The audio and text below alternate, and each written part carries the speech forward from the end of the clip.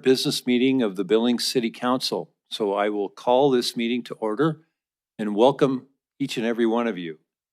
Please join me in rising for the Pledge of Allegiance.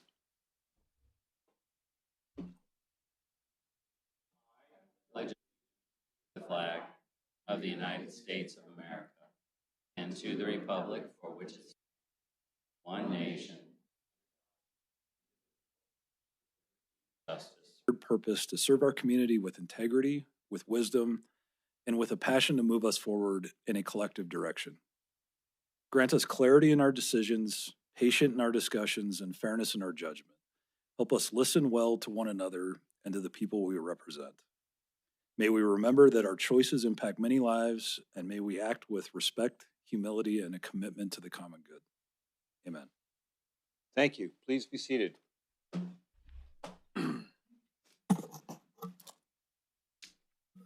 Will our clerk please call the roll?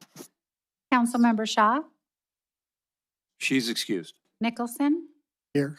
Meese, Present. Pittman, Here. Aguirre, here, Aspenleiter, Kennedy, He's excused. Lindley, Here. Boyette, O'Donnell, Here. Mayor Nelson. Here. Thank you. Now let's see, minutes for March 23rd, 2026 are still pending, so there'll be nothing to approve for that. And that brings us to council courtesies. The agenda notes that the USS Billings crew will be here, but they were unexpectedly detained and not able to make it tonight. However, in their stead, we have PSC Commissioner Molnar here, I believe. Would you please come forward, sir?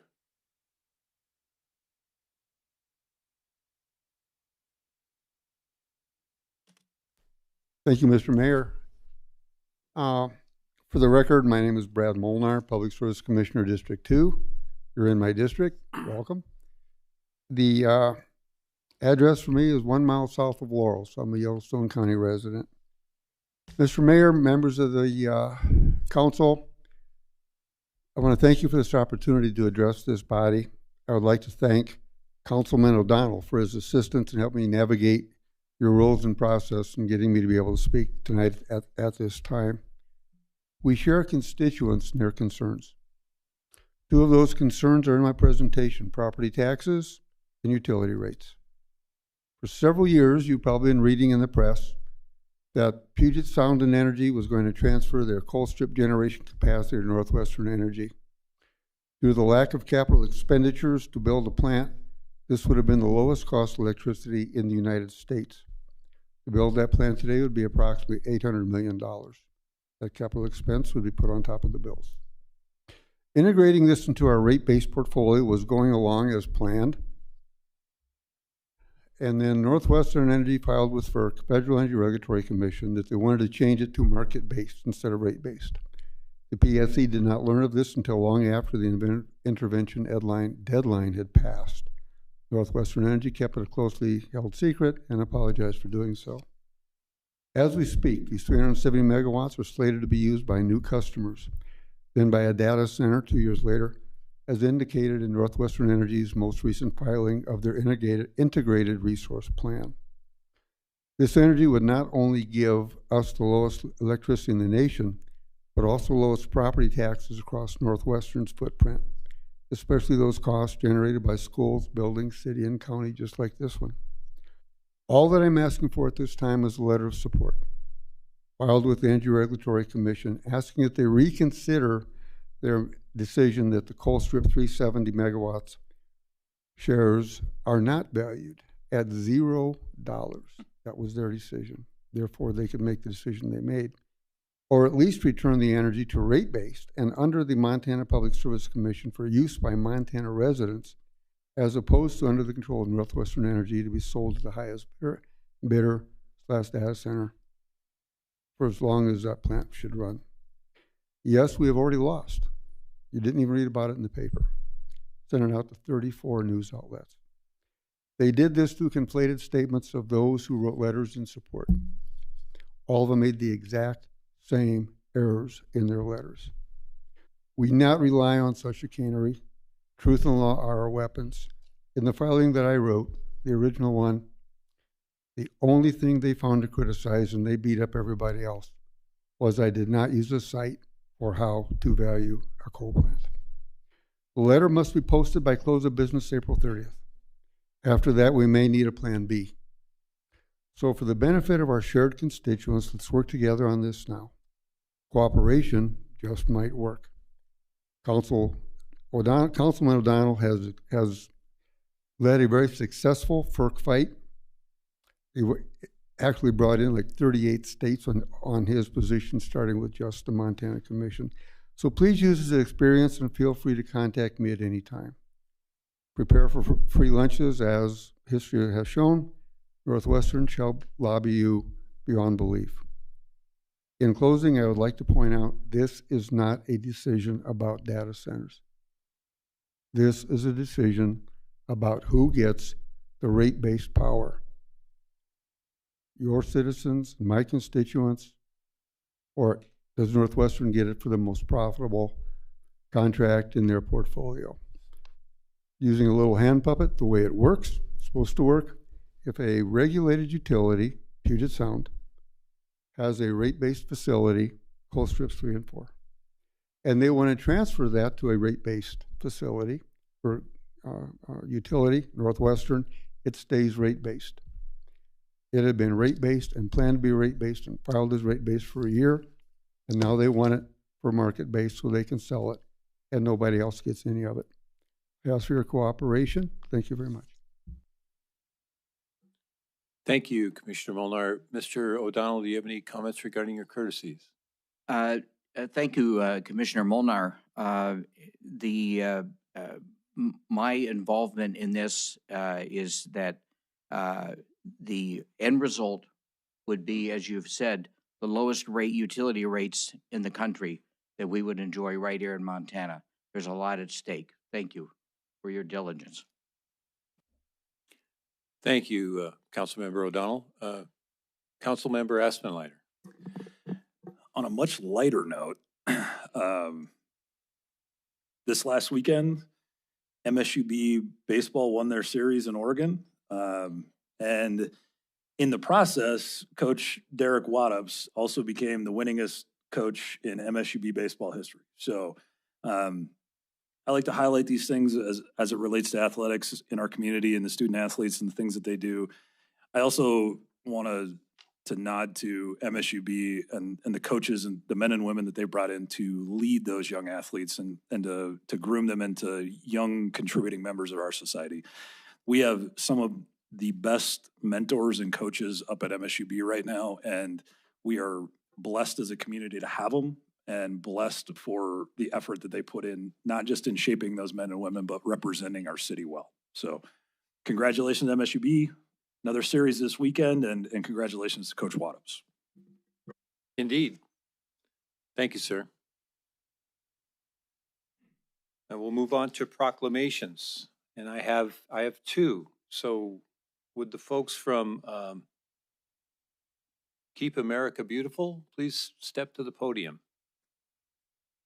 Whereas the Great American Cleanup, sponsored by the national nonprofit organization Keep America Beautiful, is the country's largest community improvement program and involves more than 20,000 communities and 500,000 volunteers and participants each spring. And whereas Bright and Beautiful is a proud affiliate of Keep America Beautiful and encourages people to take action to improve and beautify Billings and Yellowstone County so our community can be clean, green, and beautiful place to live. And whereas the city of Billings seeks to protect its natural resources and bring people together to transform public spaces into beautiful places. And whereas the city of Billings recognizes its commitment to engage citizens, civic and government officials, and business leaders to work together to reduce littering and beautify Billings and other nearby communities. And whereas Bright and Beautiful and the city of Billings are committed to elevating the importance of volunteerism and motivating everyone in our community to become stewards of the environment, particularly on Saturday, April 25th, 2026, during Billings Great American Cleanup Day.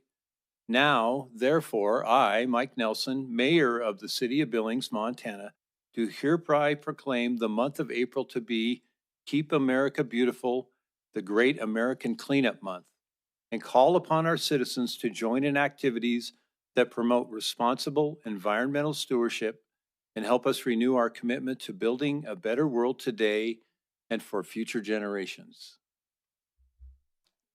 Thank you.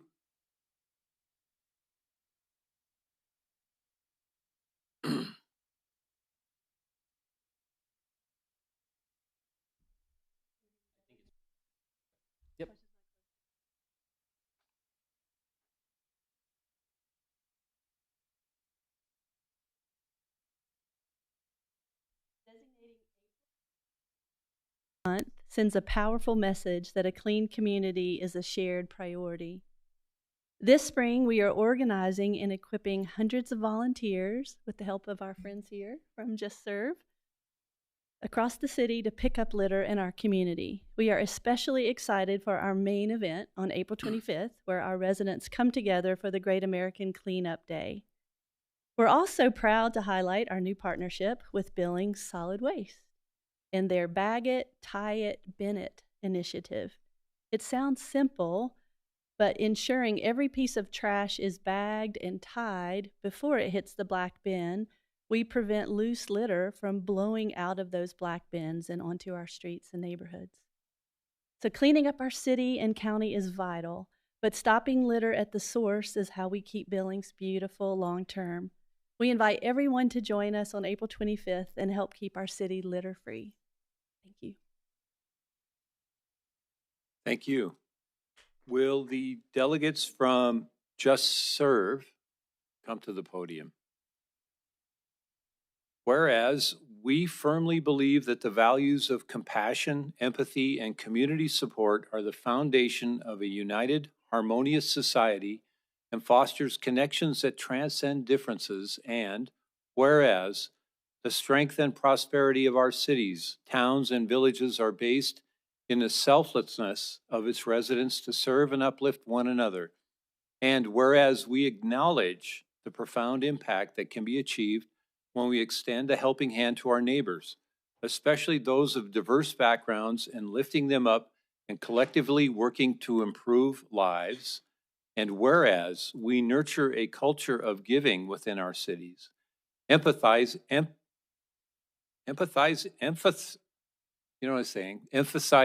that volunteerism is not just a duty, but a source of personal fulfillment and community strength. And as we work side by side with and learn from each other, mutual understanding increases. Misconceptions can be corrected and new friendships are built. And whereas we urge all citizens to care for one another, volunteer, and engage in acts of service and kindness that contribute to our city's betterment and its inhabitants' well-being, regardless of background or belief. And whereas Billings has joined a growing list of supporters, including the president of the National League of Cities and hundreds of leaders to date, in making a commitment to volunteerism. Now, therefore, I, Mike Nelson, Mayor of the City of Billings, Montana, commits to promoting volunteerism, leveraging justserve.org to make it easier for residents to find and engage in volunteer opportunities, and will regularly acknowledge and celebrate the contributions of volunteers. You're on. Thank you, Mr. Mayor, members of the council, for renewing this proclamation that emphasizes and puts priority on volunteerism in Billings. I'm Erin Walker. I'm a volunteer specialist with justserve.org. And I just wanted to briefly tell you a little bit about our platform. So justserve.org is a national website. It functions all year long, and it connects nonprofits who are in need of volunteers with community members who are searching for meaningful service opportunities. So we work with Billings nonprofits to get their projects and their needs posted on the platform.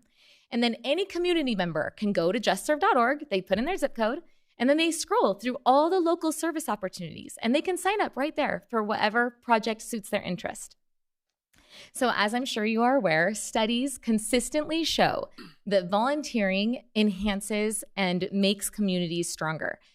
So research shows that people who give back to their communities experience better overall health, greater life satisfaction, fewer hospitalizations, higher self-esteem, and a greater ability to manage their own chronic illnesses. Giving service reduces stress, loneliness, depression, and anxiety, and enhances one's sense of purpose. So in short, volunteering makes people feel good. And it also leads to overall better physical and mental well-being. Any community or any city that encourages volunteerism like this proclamation that we just renewed is enhancing the lives of their community members. So thank you.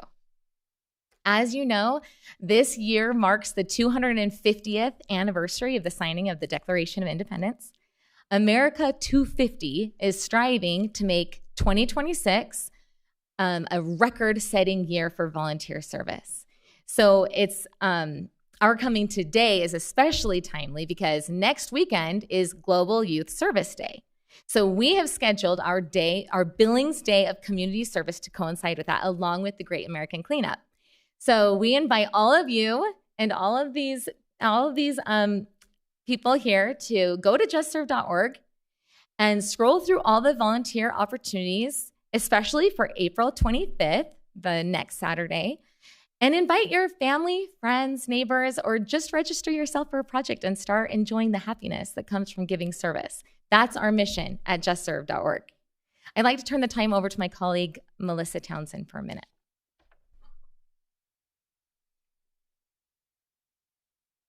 Hello, Mayor and City Council. My name's Melissa Townsend, and I just real quick wanted to hold up this plaque that was just given to the City of Billings back in September, just to remind you that Billings is now officially a Just Serve city. And just to go through what exactly that means again, it means that the city has a vision of spreading hope, goodness, and unity through the role of volunteerism, creating a culture of service that will uplift individuals, strengthen neighborhoods, and build lasting connections. And now that Billings is a Just Serve city, we as Just Serve specialists can help by providing the city support. We have, like Aaron just talked about, we have our entire website and lots of opportunities within our city. The challenge for the Just Serve city is to promote the volunteerism, acknowledge it, and enjoy increase in the quality of life in our community here in Billings. So what does this mean moving forward? Being designated a Just Serve city should be viewed not as an end, but as joining a movement that will improve the city of Billings. So we can choose to connect volunteers with meaningful opportunities, foster collaboration among civic, faith-based, and nonprofit organizations, encourage inclusive service for all ages and backgrounds, celebrate the power of community-driven change. And so we hope you as city leadership will choose to utilize the Just Serve platform and share volunteer opportunities that you see on Just Serve by using the website or app, and encourage members of our city to do the same. Promote opportunities during city events and share successes. Like, so if you have an Instagram or Facebook, and I know, or the city does, they can post those things. And we hope to engage local youth councils and service clubs. So involve young people and local service organizations and clubs in volunteer activities to foster a culture of service from an early age. And we have, like Aaron just said, we have this next Saturday, we have the Community Day of Service. And some of our other annual events, just to make you aware, are the 9/11 Service Day, Martin Luther King Day of Service as well. And we also hope that you will want to participate in giving the Hero Award to local community members, and Kim Peterson will talk about that.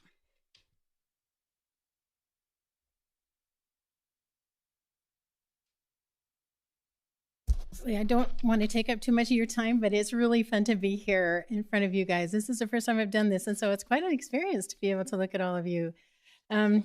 Just Serve is a love of mine, and I have to say the reason I even got into Just Serve, I remember going to YouTube and I saw a bunch of youth, and they were so excited, and so I clicked on it, and they were a group of youth from a Skyview High School in Nampa, Idaho.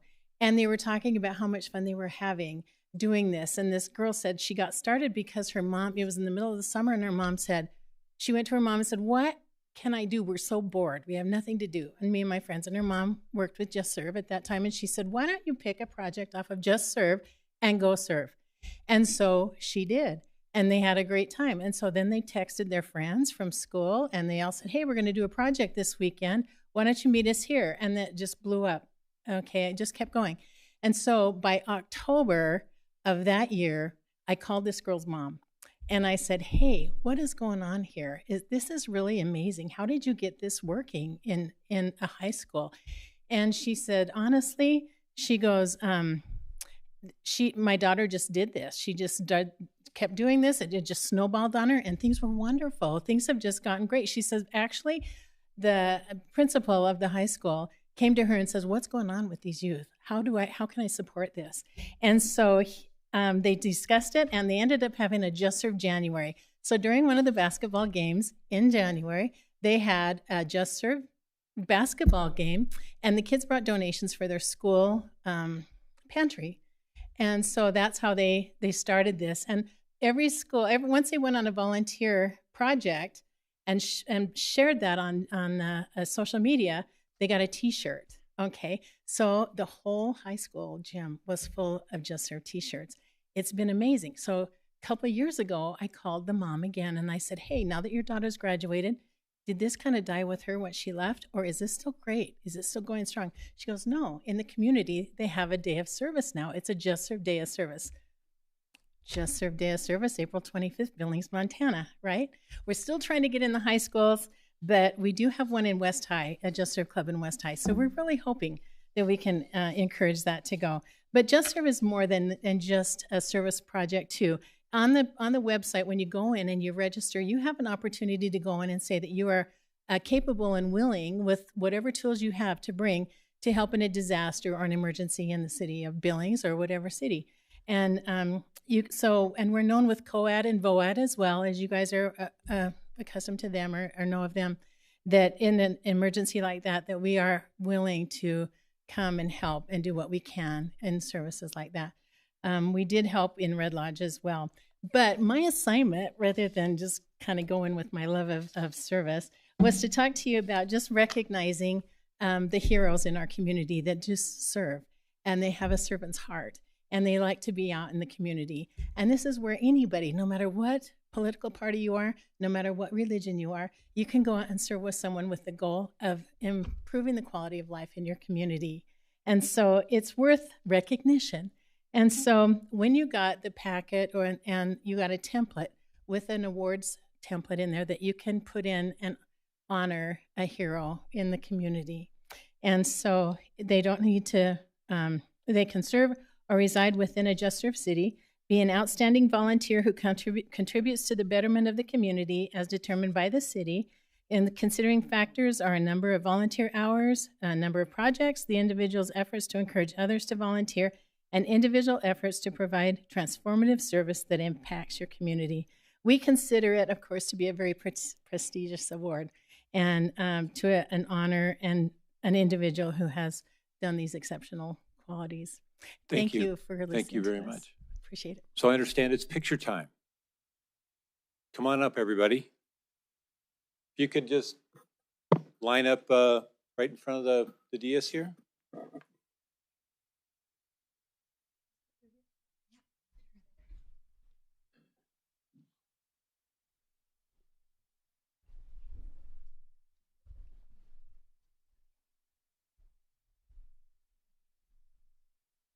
Scrunch in, guys. Scrunch in.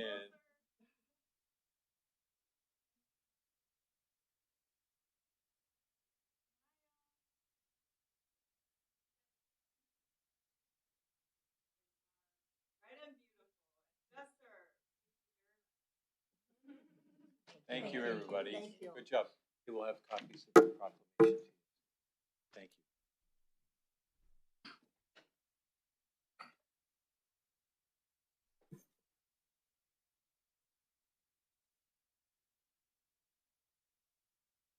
All right, moves on to council reports.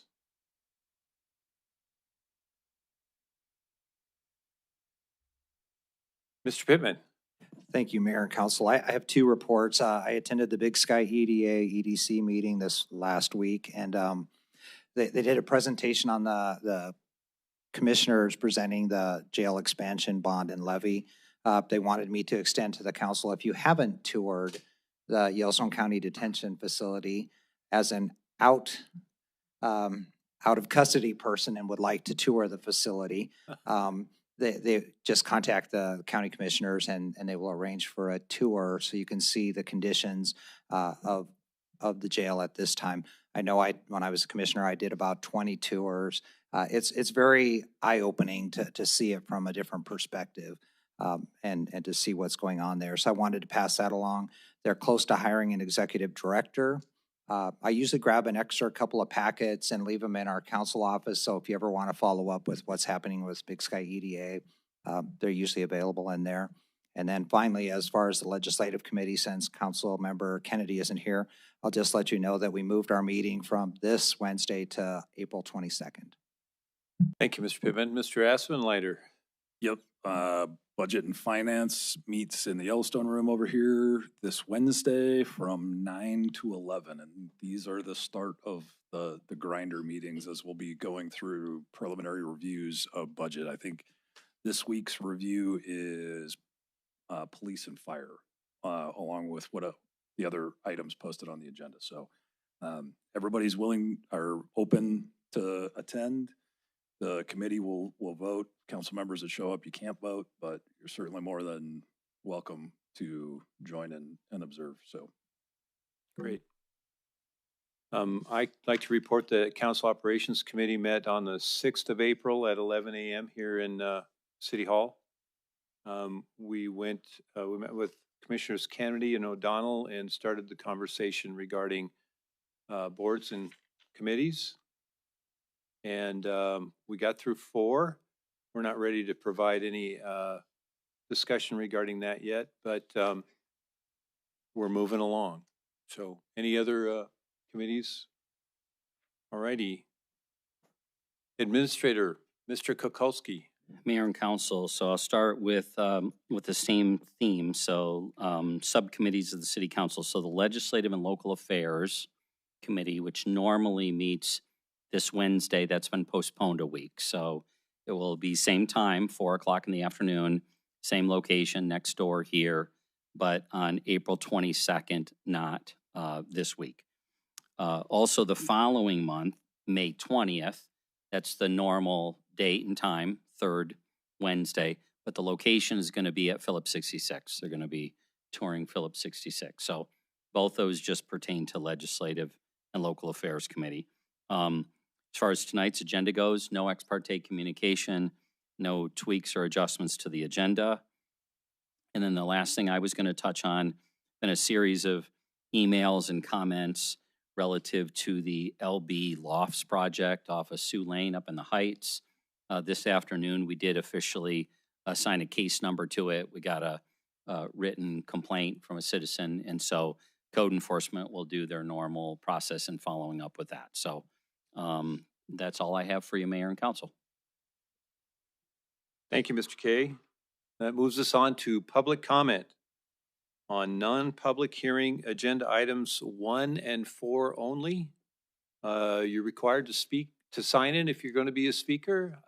Come forward, state your name and where you live, and give us your 3 minutes.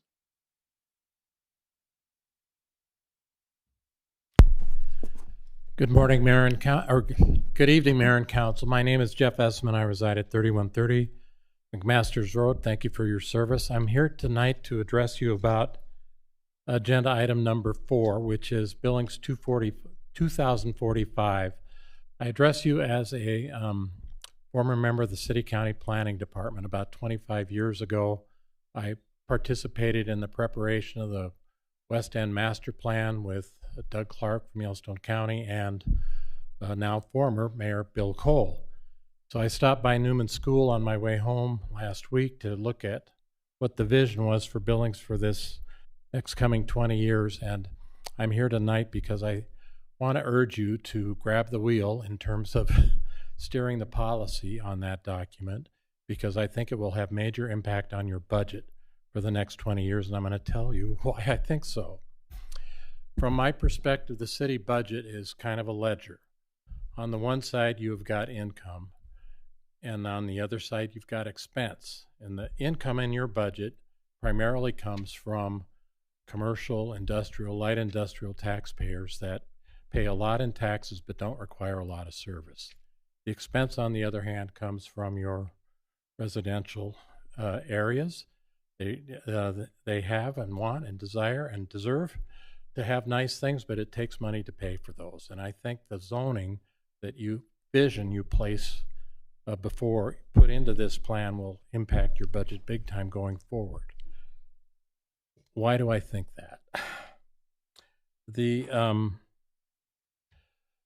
Through history, civilization has sprung from commerce, and commerce has sprung from transportation. Our city is uniquely positioned in the state of Montana. If you look at it, it was the center of trails for the indigenous people. Then it became the center of rail transportation. We have 5 railways leaving the city in spokes in every direction. Highways, we have 6 or 7 leaving in every direction. That is what created this city as the magic city, because it is a natural place for commerce.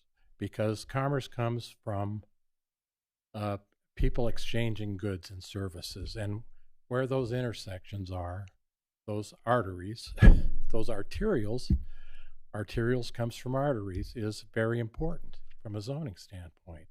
I would direct your attention to what is occurring around South Billings Boulevard right now, what has occurred at the King Avenue interchange in the past, what's going on around the Zoo Drive Shiloh interchange. That naturally is where commerce is developing. That is where the tax base is going to come from. Was that a minute or was that 3? That was 3. Could you ask me a question and I'll wrap up? Mayor? Mr. Neese? Mayor, if you don't mind, Jeff, I think you mentioned 2 of the different areas. Right. Dennis and I are up in the Heights, so would you mind expounding a little bit more on what you think about some of the area in the Heights and other areas as well? Well, I think presumptively you want to ask your staff to zone all those intersections of those highways, whether it's the Billings Bypass, whether it's South Billings Boulevard, whether it's Zoo Drive. I think everything about a mile in each direction from all those transportation points. And I would include the Sindelar Road to Alkali Creek connection that's going to tie into Highway 3. That will be a future artery in the future. Should be presumptively zoned commercial, light industrial, or industrial. It's a lot easier to downzone than it is to upzone. If you want, I would encourage you to embrace commerce, embrace the history of this city, and let that tax base grow easily. Because what kills projects is delay and timing and hearings that take time to upzone property. So set it aside for businesses and you'll be a lot better off. Thank you. Thank you, Mr. Essman.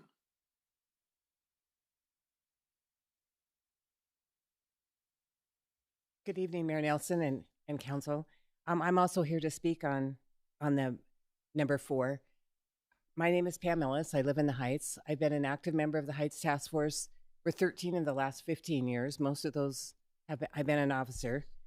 And I am not as literate and informed as Jeff is about the planning things, but I have to say I was really disappointed by the map that was shown to us at Oasis. And I think that generally represented what we were feeling. We had always, I'm going to back up.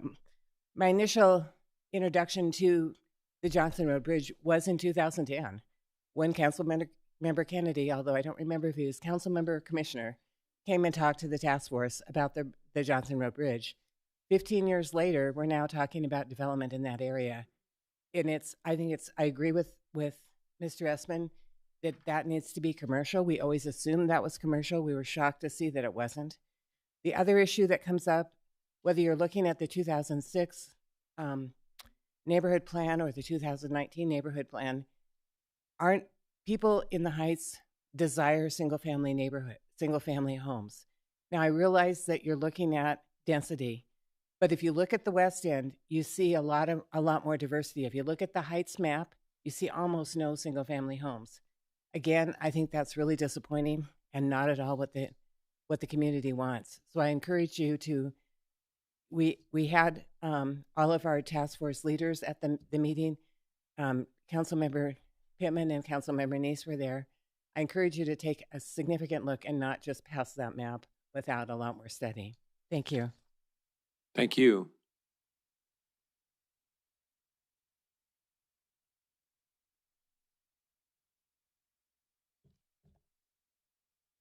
Good evening, Mayor and City Council. My name is Jeff Kettleson. I live in the 5th Ward. I'd like to speak both to 1C, the annexation agreement, and also number 4. I think both of these, under your leadership, we thank you very much for your service, and Billings is a great city to live in. Also, it's a growing city, and we should all be proud of that. One of the things that severely concerns me, though, is who's going to pay for it. Billings, as far as I know, doesn't have any impact taxes. Helena does, Missoula does, Bozeman does. Now, impact fees benefit residents by funding essential public services such as roads, schools, parks that support new developments, ensuring that growth pays for the services it requires. This maintains community standards and can enhance the quality of life for new residents. Specifically, if we look at the annexation agreement over there in the Yellowstone area, I think there's going to be 4 houses. We're talking about 4 houses. The problem gets to be is currently, right now, the citizens of Billings, we're going to pay to run those water lines up to that Buffalo box. We're going to pay to cut the curb. We're going to pay to bring the connection for the sewer. Without impact fees, the citizens are paying for all this new development. Now, it's especially a critical issue up there in the Heights because you're talking thousands of homes that are apparently going to come in there. And I'm not a lawyer, but I really believe that the Heights Water District is going to be unfairly burdened by having to pay for the water service that's going in there. I mean, they're basically just getting by right now. You know, wait until all these houses come, and without impact fees, the residents of our city are being detrimentally penalized by the development that it's coming in. You know, a couple months ago, in front of this board decided to reduce the fees for our building fees, which at that point, that also benefits the major construction people. You know, it's time that the citizens of the city wake up and express that, hey, we've had enough.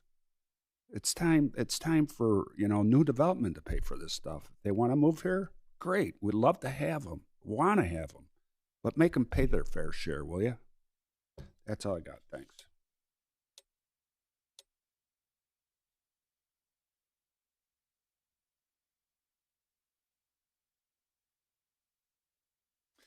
Good evening, Mr. Mayor, members of council. My name is John Halverson. I live at 239 Avenue F. I am a planner. I did work on your West Billings neighborhood plan that's part of 2045. I'm here tonight actually to talk about the quirk of the law that happened at the state level where duplexes were entitled across the state in cities and counties of our size. But now the council has a choice as to whether or not to adopt that policy as part of your MLUPA compliance. And I would urge the council to allow duplexes in all of our residential zones that allow single family homes. And just to illustrate that there really is no negative nuisance impact from a duplex versus a single family home, I would refer you to a story I was reading about a family in Missoula where a young married couple moved in with their grandmother in their home to share so everybody could save on rent, save on housing. And so if we have 2 households where people are doing exactly that, where a grandmother is living with their 2 younger grandchildren, those two households are going to use the same amount of water, the same amount of city services, same amount of parking, everything. Same, right? We've got these 3 people living in this house. But as soon as you put a wall down the middle of that house and give that grandmother some privacy from those young people, apparently something terrible has happened there, which I don't actually think that something terrible has happened. I think that's totally acceptable. I think that's something that we should allow our people to do. That's a flexibility that the government should not preclude. So I would urge this body to adopt that option to incentivize duplexes in all of our residential zones. We only have one zone that doesn't currently allow it. It's N3.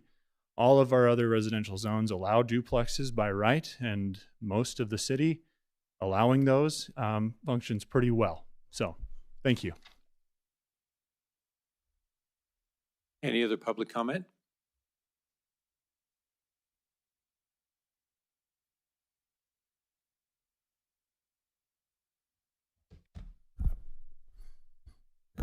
Good evening, Mayor and Council. My name is Jack Hansen. I was born and raised here in Billings. I currently own property, pay taxes, and live in Ward 4. I'm here to address you concerning Agenda Item 4 also. I just want to follow up on some of what John Halverson just said. I think he makes a good point. First of all, the council and city staff, I know, have put a lot of effort into figuring out how to comply with this heavy-handed mandate from the state called MLUPA. I think you've all done great work here. I hope you won't undermine that work by making poor decisions tonight or in the next couple of weeks. So first, I want to suggest that there's no need for you to go down the rabbit hole of considering one by one the various interconnected land use category designations that your professional staff have brought to you. The FLUM designations, as they're known, have been presented to you in a well-crafted and sensible way. Don't make the mistake of second-guessing your trained staff to evaluate these complex, interrelated designations piecemeal. It's not worth your time. Second, I encourage you to ensure that when you're done with all this, duplex housing is allowed throughout all residential neighborhoods across Billings.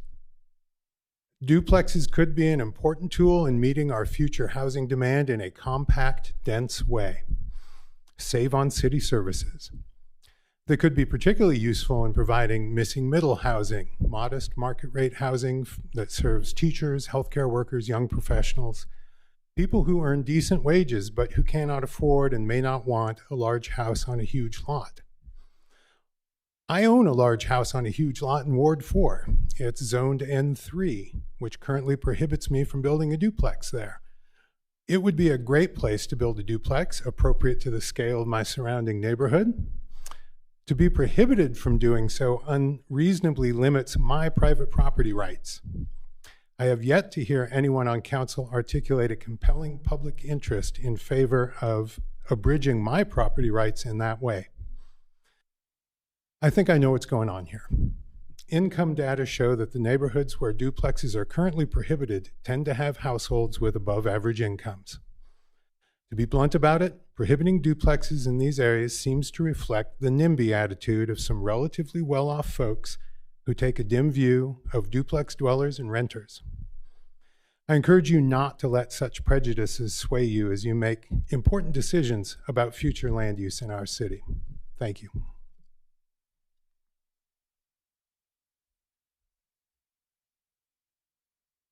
Any further public comment? Seeing none, we'll close that portion of our hearing and move to the consent agenda, Mr. Aspenleiter.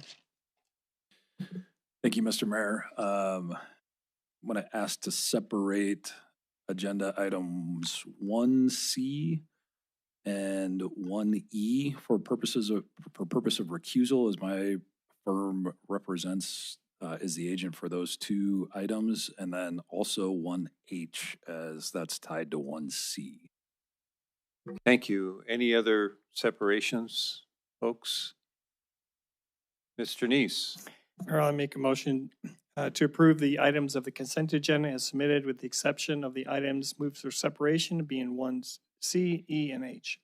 Second. Was that you, Mr. Pittman? Yes. All right, Mr. Neese made the motion. Mr. Pittman seconded it. Is there any conversation regarding the consent agenda? Mr. Boyette. Thank you, Mayor. I get to talk again. One of the things we encourage is donations to the city. And guess what? We have a donation from the Billings Blizzard Fast Pitch Group for $9,000 to help maintain the ball fields at Poly Vista Park. Thank you so much. That was great. Great, great, great. Continue the work. Yes, thank you, Mr. Boyette, and thank you, Billings Blizzard Fast Pitch Association. Any other conversation regarding the motion? Seeing none, all those in favor, please say aye. Aye. All those opposed, please say no. Motion passes unanimously. Item C, Mr. Boyette. Thank you, Mayor. I move that we approve the annex agreement with 22500 NOL, the LLC DBA Yellowstone Country Club. Is there a second? I'll second that, but I'll ask the movement to actually include items C, E, and H all at once, since it's only for recusal purposes. All right, so before we do that, Mr. Boyette, you want to amend your motion? I'll second that. All right, Mr. Boyette made the motion. Mr. Neese seconded it. Is there any conversation regarding the motion? Seeing none, I'll call for a vote. All those in favor, please say aye. Aye. Aye. All those opposed, please say no. That passes unanimously. With Councilmember Aspenleiter recusing himself. Yes, thank you for that, Mr. Neese. And Mr. Aspenleiter did not vote. He recused himself.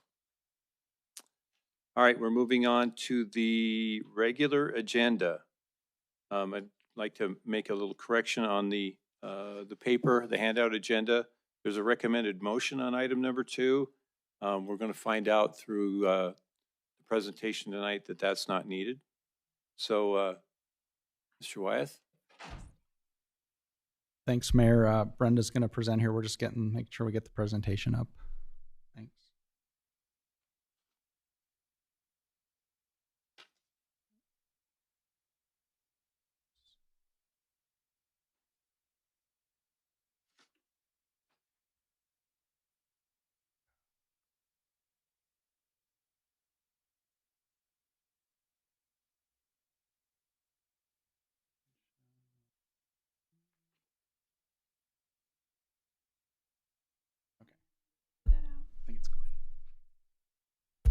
Thanks, Maya. Honorable Mayor and City Council members, I'm here to talk to you today. Can you speak a little closer? Closer? Yeah, okay, there we go. Just bend that up a little bit. There you go. That might work. Okay. How are we doing? Oh my goodness, I'm going to blast Perfect. your ears out. All right, so yes, we're looking at the annual action plan for community development block grant and home partnership funding that is issued by the United States Housing and Urban Development Department. So, down, sideways, this way, yeah. Oh, I don't know what I'd do without him, tell you what. So, our process for the development of the annual action plan begins every September when we have a public hearing to determine in order to determine and garner information on community development needs in the community. And that actually happens when we're doing our comprehensive performance evaluation report every year. And our board wants that to be done, the Community Development Board wants that to be complete in order to design the application process to meet those priorities. Our applications are available in December, they're due in January.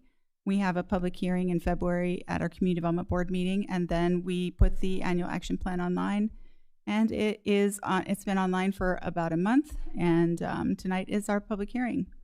In 2 weeks, the item will be back up for action, and then we will submit to HUD as close to May 15th as we can.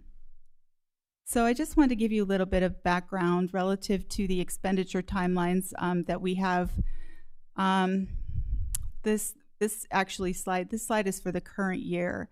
We had $200,000 allocated to a lead waterline program, And I actually called a halt on that program because we did not have anybody return our surveys relative to interest in getting that program off the ground. So, and Public Works is also has not heard much about that either. So that needs to be reprogrammed. And we also had $50,000 for crime prevention through environmental design, park enhancements that actually didn't get off the ground either. So I actually think that we will not meet our CDBG expenditure timeliness deadline for April. They do a measurement every May, like May 1st or May 2nd, and we will be over 1.5 times last year's CDBG grant in HUD's accounts. So that will mean I need to do a workout plan, and will be subject to higher scrutiny relative to expenditures and moving projects forward. So that is why we have the foreclosure program. If there's a vacant or foreclosed home on the market today, we would evaluate that and try to purchase that in order to rehab it and sell it to low-income homeowners, because that is kind of our Hail Mary. That's like right close to the deadline. If we can get that funding expended, I'm $130,000 short in expenditures. So it tells you how close we got, but not quite. So our funding recommendations are home and CDBG administration at the regular amounts for 20 and 10% of the new allocations. That total is about $160,000 there. We must allocate 15% of funding to community housing development organizations of the new home funding for affordable housing development, and that organization has to be certified by the City of Billings. We are allocating a large amount of funding to the first-time homebuyer program, and I'll go over some suggested changes, recommendations from our staff and board relative to getting that program more access to. I think the changes will give us more access to low-income homeowners being able to use that program. Sage Tower will be staff and the CD board have recommended that Sage Tower be funded at $750,000. That is a homeward project. They're going to rehab that building, and I believe the total budget is somewhere around $18 million on that project. And that one will be coming to City Council in May because our legals just got approved by the legal department. We would like to allocate funding for a foreclosure project. We'd also like to start over again with SEPTED and see if we can't get a park improvement project off the ground, and Vista administration at $25,000 for in expected program income could be allocated. So the recommended changes for the first-time homebuyer program, before 2009, our first-time homebuyer program was funded at $5,000 or $10,000 depending on the household's income. And we upgraded that to $10,000 and $15,000 in 2009. And of course, you can see what has happened to our housing prices. Everybody knows this in Billings, but our assistance amounts have actually stayed exactly the same. And unfortunately, the number of households we've been able to close with that funding and with the current market has dropped drastically. We did okay during COVID and the year after COVID, but as far as, right after that, 2022, the program has just about bottomed out. Oh, well, also I figured out that if we move towards changing the parameters of that program, about 20 households would benefit with the current recommendations next fiscal year. I know this slide has a lot of information on it, but the recommended change is to change the purchase price or to a percentage of the purchase price so that the first-time homebuyer allocation would rise and fall according to the current housing market. And then we wouldn't be trying to gauge how much money is appropriate for someone. We try to make those changes so that future staff don't have to struggle with that either. It would be exactly the same as our current loan program. It's payable, it's zero interest and payable when sold, rented, or refinanced. I'm just going to give you an example of a household of 4. Our 80% area median income limit is $77,700. That should increase, I hope, a little bit this month or next month, HUD is supposed to issue new allocations in every spring, which means they could afford about $1,700 to $2,000 in housing costs. So we have, I did a strat of just, $300,000, $275,000, and $250,000 for home prices.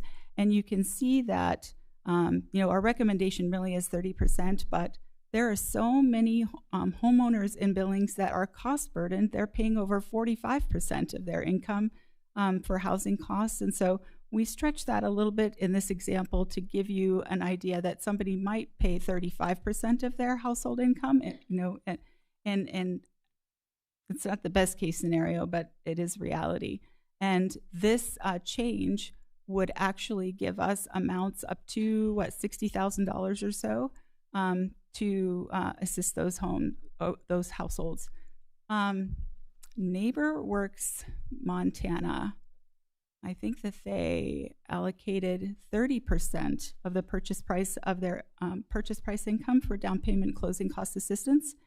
And a recent project that is, I think it's in the Heights, this next to Skyview, that, we all heard about that project that's supposed to be coming around, that has $90,000 in an allocation from the state of Montana for buying down those mortgages. So hope that's it. So questions, suggestions?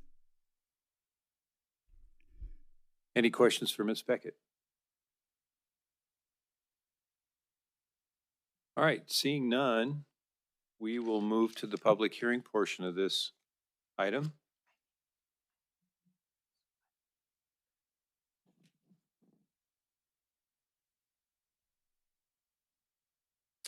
Good evening, Mayor and City Council members. My name is Jeff Kettleson. I live in Ward 5. I'd like to thank the Community Development Board and staff for the fine work they did on the presentation. And one of the comments that I have about the proposed allocations is considering Sage Tower. Sage Tower, from what I understand, used to be a Billings-owned property. It was an assisted living place. It had food service, and then it was sold by the city to private individuals. And private individuals, they had it for a while, and then finally it was sold to Homeworld. Well, when it was sold to Homeworld, it's a nonprofit entity, so Homeworld does not pay money for taxes. Since they've owned the property, my estimation is they haven't paid the city about $300,000 in taxes. The problem that I have with this proposal is because of the recent newspaper article that came out concerning the vermin that Homeworld allowed the residents of the building to live in. The residents had tremendous problems with bed bugs and cockroaches and other vermin. They complained to the city. They complained to the management company. They even complained to the Yellowstone Health Department. Nobody helped them. It's absolutely ridiculous. These are people the elderly people that live on low income, and Homeworld made them live with vermin. It got so bad that the medical personnel from Riverstone Health refused to go into the building. That's when you know it's bad. When the nurses say, we're not going, that's when you know it's bad. So anyways, the community development funds, they can be used for a number of different items. So tonight, I'm recommending that number one is Homeworld does not need a penny of our money. They got $18 million or whatever they got from the federal government. They don't need it. The city of Billings and the citizens of Billings really could use that $750,000. That $750,000 can pay for park equipment. It could pay for lighted basketball courts. It could pay for a toilet. it could make Lampman Park a beautiful park. So really, what's going to come before you is whether you decide to give money to people that are parasites, or use that money for citizens and invest it in Lampman Park. Thank you, Mr. Kettleson. Any other public comment?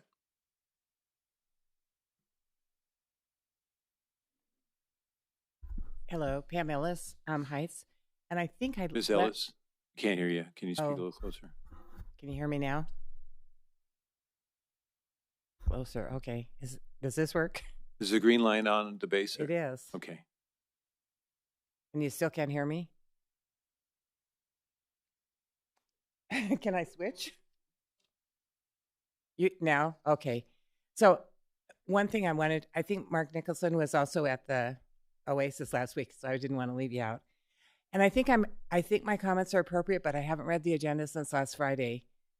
One of the things that concerned me when I looked at the money that was going was that some of it was going to Homefront for the development with the School District 2 contingent to Castle Rock.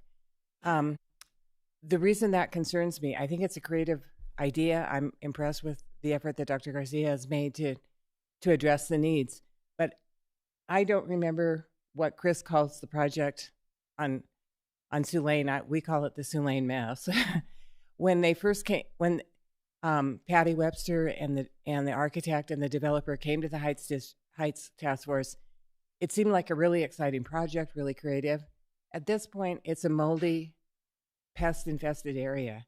So I think no money should be coming to Homefront until that mess is cleaned up. It's a real tragedy. Thank you. Any other public comment regarding this item? All right, seeing none, we'll I think Dennis wants to make a comment. Oh, Mr. I would have a Pittman. comment after him. Thank you, Mayor and Council. Yeah, so for the LB lofts, my concern is a project probably started with well intentions has crumbled into a fairly big disaster. I always like bringing things, so I brought some pictures if anybody would like to see, and I can pass them around. See if you haven't made it out to 201 Sioux Lane to see what's going on out there. I think there's a point where with a project, you just have to stop. You just have to stop digging and look at a way to use the money in a better way.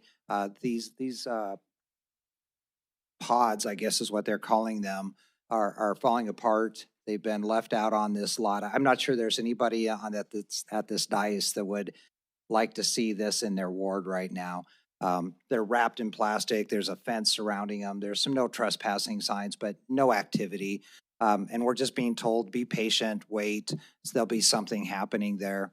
I was looking at the report, and I'm not sure if they're getting rid of 32 of the pods and leaving it down to just, instead of 101 down to 79, or what the reconstruction is supposed to look like. But if you're looking for guidance or direction, I would ask that we just stop this project and find a way to disperse these pods somewhere else to someone else, have a sale or whatever, and just get these off the property.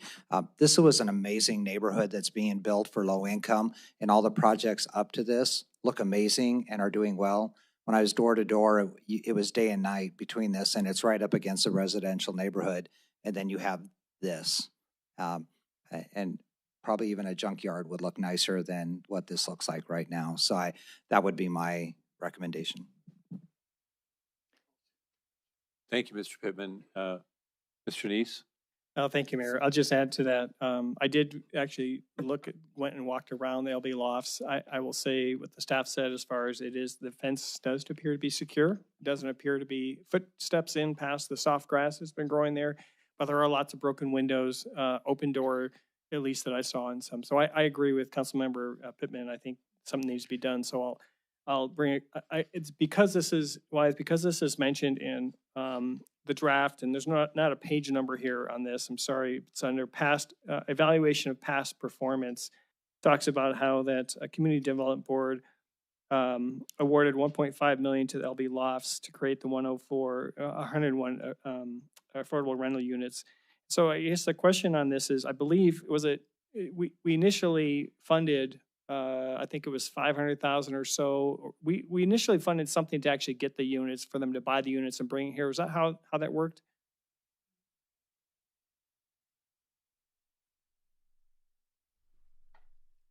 Councilmember Neeson, City Council members, there was an application that came in for acquisition for, I think it was over $1 million in 2023.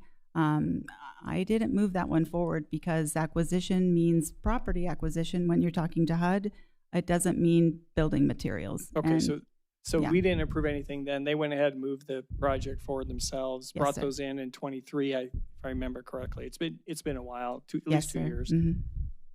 And so when you cite this as a past performance, I mean, this really isn't done yet. And so I'm Yeah, it's wondering not why started. Yeah, for sure. this would even be in the draft, because it's Mhm. so tentative right now. I think that we've had some dates, start dates that have just gotten kicked down the road a bit. But we also have $1.5 million in HUD's accounts. Most of that is on the home side. I can't remember, like 1.4 million, I think. So we have to have an explanation that we're actually doing something with that funding, that there's a plan. If we don't have a plan for that, HUD is going to swoop in and say, we're going to take that back. I mean, we don't have expenditure deadlines on, we have forward expenditure deadlines on the home funding, but we also have commitment deadlines that are coming up as soon as next year. So we have to get it committed. There has to be a plan. Okay, so if if this is cited in here, is there anything in the council, or when should the council say, listen, this is too long, it's been 2 years. I know we only approved the funding in, I think, last fall sometime, so it's been less than a year from us approving the funding. But it is a nuisance. And so when should something like that happen? And then if that happens, can this funding be reallocated to another project, and what's the process to do that? Right. So let me start with the last question, or last part of the question, because that is the easiest thing to answer. Affordable Housing Development Program has an application online. Anybody can apply anytime. But there's lots of stringent regulations and requirements, which is the main reason we couldn't fund an acquisition for building materials, because we didn't have a market study done. We didn't know how many units were going to be done. It was just kind of this concept, and so that's why that didn't get funded. So you said something I just want to emphasize. You said building material. So in your view, those units are building material? Yes. Okay, just want to make sure that's, yeah. That's my personal opinion, and I would stand in front of anybody to say that. That's Okay. a building material. Okay, and then so what would be the process if we wanted to then say, listen, enough's enough? What would we do there as a council?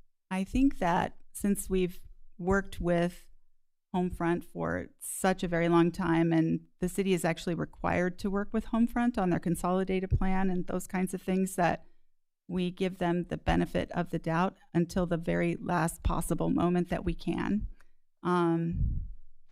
My issue is that I need to allocate about $380,000 by next September in a firm written agreement. And then if the project doesn't go forward, I need enough time to work with another developer to try to get that, at least that amount, allocated with a firm written agreement. So I would say, if we're getting towards, the end of the fall, October, November, that's when I'm going to call it. I mean, I'm going to have to come back and say, we have to figure something else out, because affordable housing development projects don't happen here very often, and I have to scramble then to get that 380 allocated either through the homebuyer program or through housing development. Those are the only two things we can do. So I haven't lost any money for the city of Billings in the 23 years I've worked here, and I don't plan on doing it in the future. Okay, Mary, one more question for you on this topic. Did you get a copy of the Homefront update to us, to council? As you read through this, as I read through it, my concern was they don't have their funding yet, and they're hoping to get their funding by the end of June. Is that a concern for you that we're still 2 years into it and we don't have funding? Yes. Okay, thank you. I have one more question for her, but if there's something else on this topic, I'll Okay, hold it. we're going to go to Mr. Aspenleiter, then Mr. Pittman, and if you've got some more, then we'll get to you.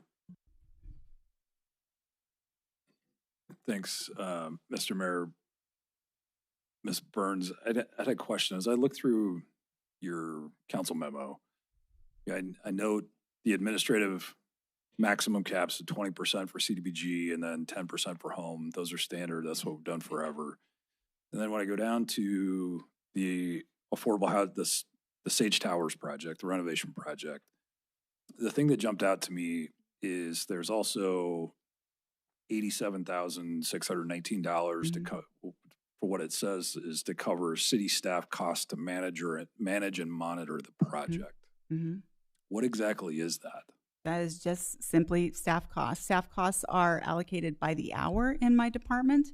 So whatever program we're working on, we have to track every hour that we're working on something and bill it to a specific program. $160,000 is not enough to pay for 4.5 positions. So I guess my question more specifically is, what are we doing? I don't understand that part. I mean, if we allocate money to a project, that project moves the project forward until they submit pay requests to be processed and then quarterly updates. I mean, 87,000 is a full FTE. How are we even coming up with that number? That seems like a astronomically high number to administer a project. I mean, that's over 10%, which is way over the private sector costs associated with doing that. I'm really struggling to understand that number. So the $87,000 was just a kind of a leftover number in our program income management budget. HUD wants us to take a snapshot point in time and tell everybody exactly how much funding is left everywhere. And so that $87,000 was hanging out there. I know I have to allocate some funding to that. Typically, we have to carry over staff costs from one year to the next. I don't think we've ever had an affordable housing project that has been, proposed, constructed, monitored, and complete within a 1 year period. We also have to perform Davis-Bacon inspections. So we have to go and visit the construction site often and interview the workers there to see if they're getting paid a fair wage. We have to make sure that all of the contracts that they're issuing are eligible for something called Section 3 management, which is, did they give this opportunity also to minorities and women-owned businesses they call it MeBe-Weeby, and then also for low-income contractors or contractors that hire and employ low-income citizens. There's a number of things that we have to do that's just not pay or inspection related. Thanks. And this just a comment, and then I'll be done. I get that, and I work in the engineering field where we do projects that are state funded that have the very same requirements. They come through the coal trust funds, things like that. And in the private sector, you don't see I'll classify it as grant management. You don't see grant management costs ever exceed 5%, ever, on multi-million-dollar projects that span years. And so that number just feels out of whack to me. And I'd ask you to dig deeper into that and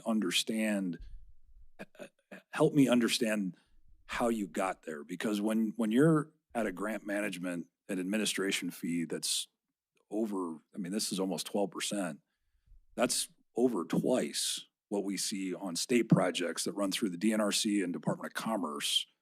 And that's been that way for decades. So I'm really struggling with that number and the justification associated with that, because it feels like it's way out of whack to me. So I'd ask you to dig deeper into that. Mr. Pittman. Thank you, Mayor and Council. So my question would be back to the LB Lofts project.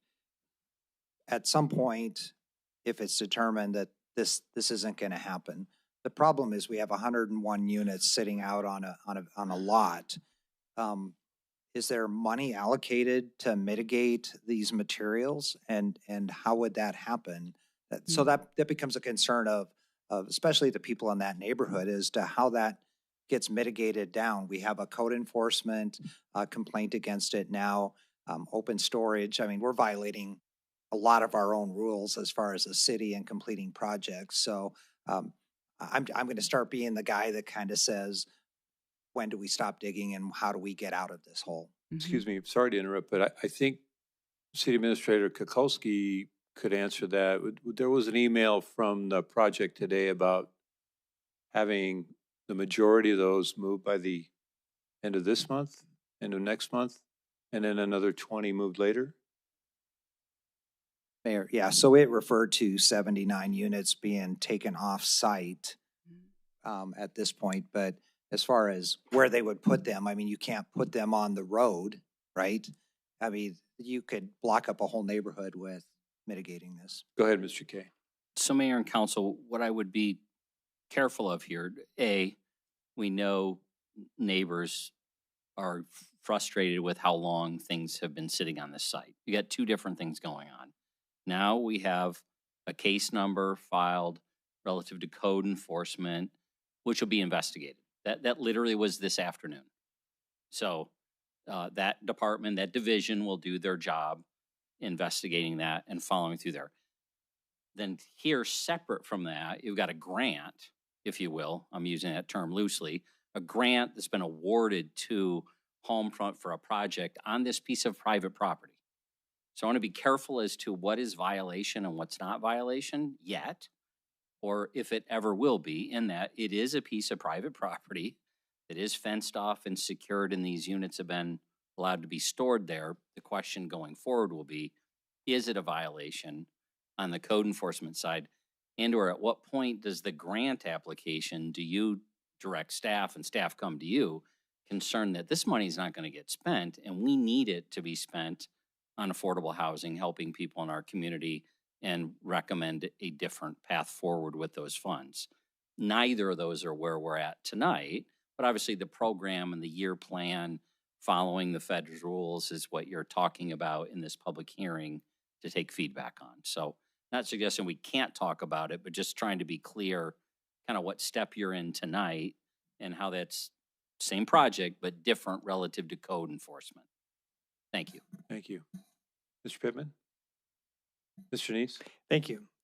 Thank you, Chris. I agree. It's two different issues. We're dealing with just the grant side of it now. So, and I appreciate code enforcement doing their work. And Brenda, I appreciate you mentioning that you're concerned about the fact there's no funding here, and that I hope to hear from you when you feel it's time to pull that project. So thank you. Let's see. I'm sorry. I thought you were done. So, sorry, just wrap it. And the one thing I did want to ask is you allocated, I think, another $50,000 for SEPTED this year, but you indicated that you didn't have any takers of that last year. So what is it that you're going to do different that didn't make that happen last year? Because SEPTED is something I believe in that really should be going out there. What is it? What's so restrictive about the last year's program that you're changing this year that's going to be, people are going to jump on it and use it? I know Wyatt has some thoughts too about allocations from the city in general for crime prevention through environmental design. I have hope. I know that parks went through big staffing transitions last year, so I was hoping we could get something off the ground and allocate at least $50,000, if not more, for program income. And of course, that would always come back to the city council for contract approval and whatnot. But I still hold out that hope that they will come to the table with a project that we can work on together. So it's really all about parks and their capacity. I wish I could just charge in there and take the keys to a few parks, but I have to ask them first. So, yeah, Councilmember Neese and Mayor and Council, just to add to that, what we have or what we're working through with that program is that we can only apply that funding to parks that are in qualifying low-income areas in the city.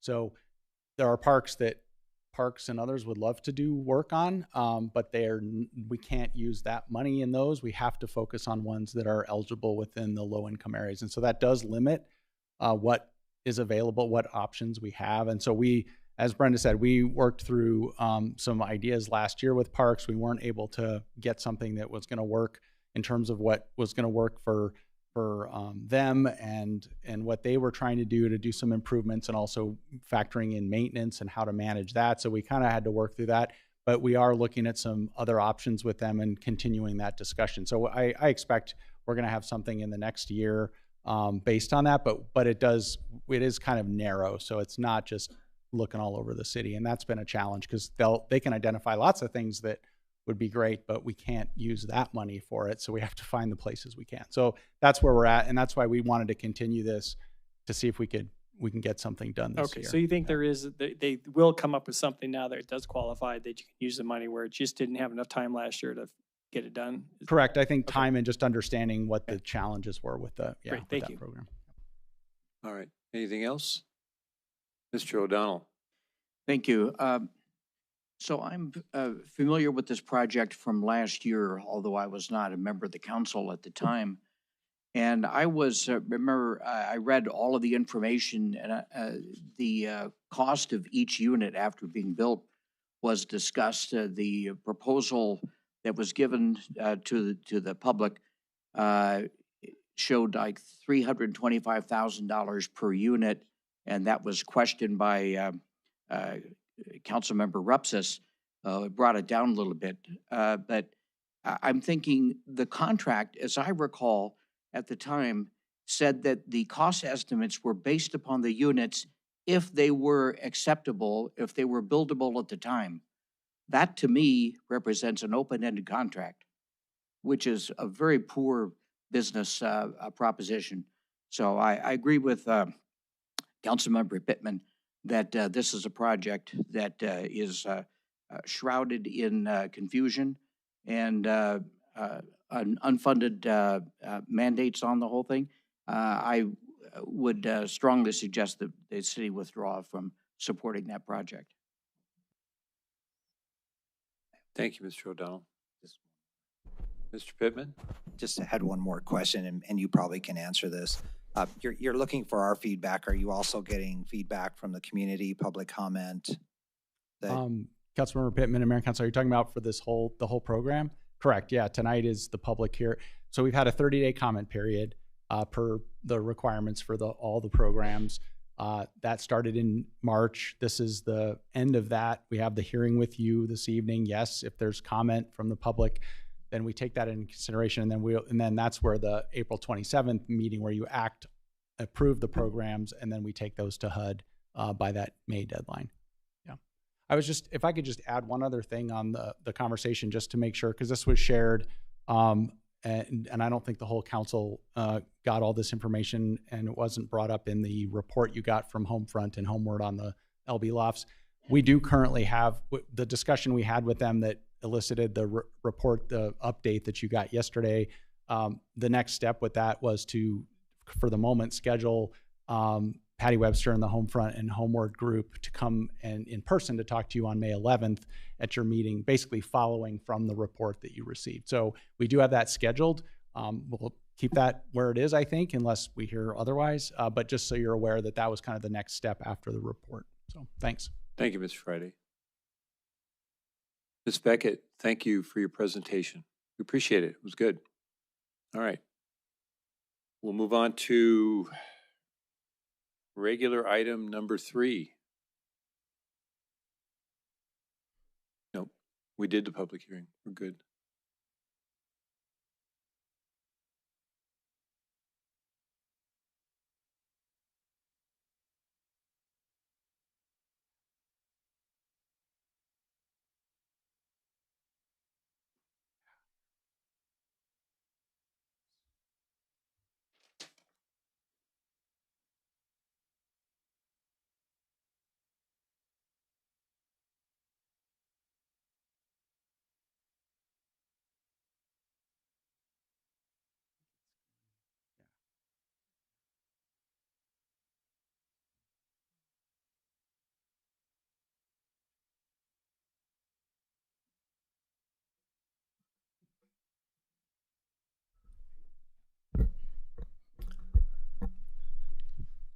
Good evening, Mayor and Council. Tonight, we are bringing to you the resolution to dispose of the Babcock Theater.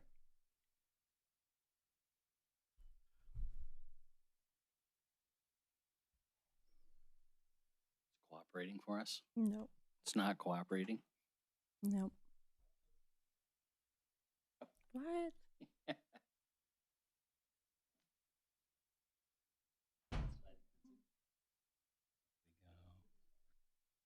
Look at there, without Kevin, we can't get these things done. So when you hit the arrow, it's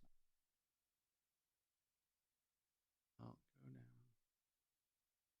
Here, you can advance it here. There we go. But that's kind of annoying. But yeah, so you There's can. only a few slides here. It's But yeah, a you pretty can simple it's just process the tonight. Little arrows in that corner.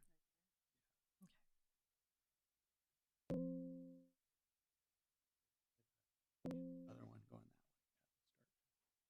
Oops. Okay, hold on. Just hold on. Get it back. Do the show. Okay, it did something. Let's get out of this.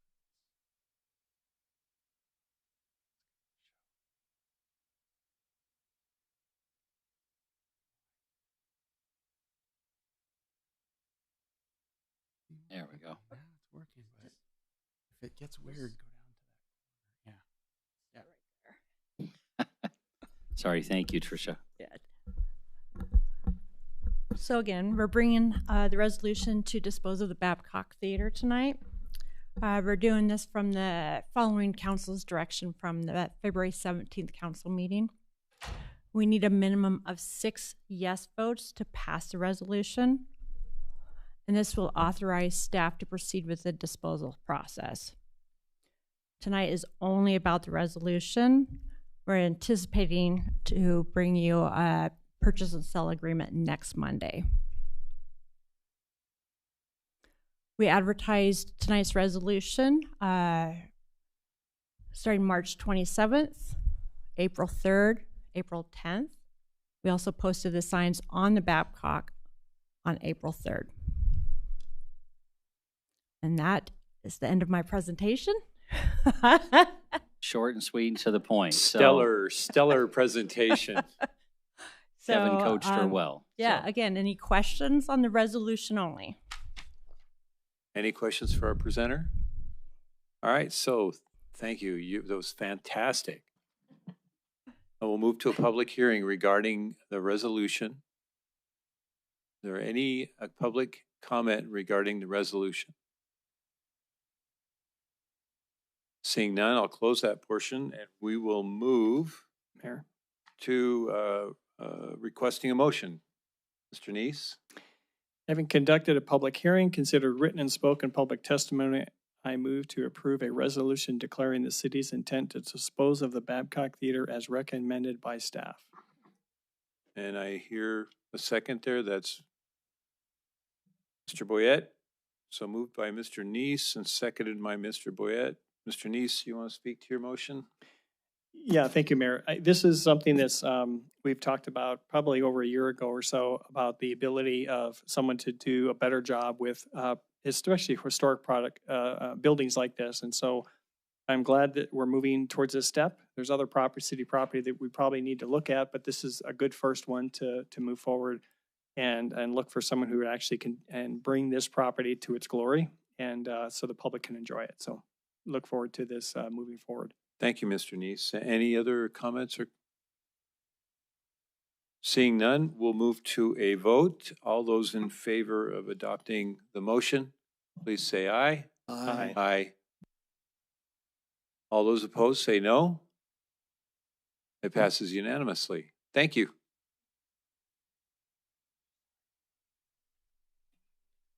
Item number 4.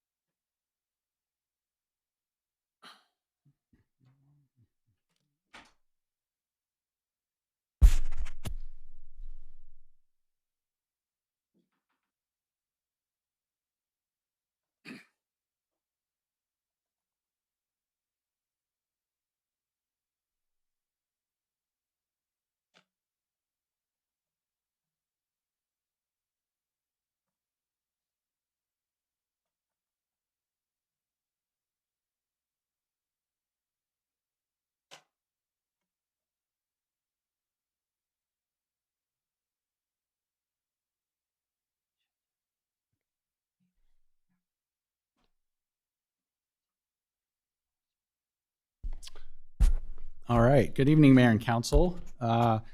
This is our latest discussion and update on the Billings 2045 process for the land use plan and future land use map. Just first wanted to remind everybody and you all that after the community planning week last week, everything related to that is up on the website at billings2045.com. We have the operational plan documents that are up there now for review. We have the future land use map that's been up there, and we're getting comments on that as well. The presentations from all the meetings and outreach sessions are up there from last week and also from before as well. So everything is on that website, and we had directed and shared that with people throughout the week last week, but just wanted to make sure you guys were aware that that's the status on all those materials. Now I'm going to have trouble with the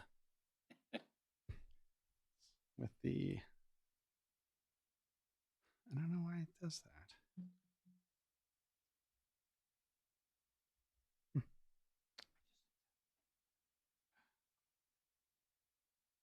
Sorry, let me try this again. I don't know why we're...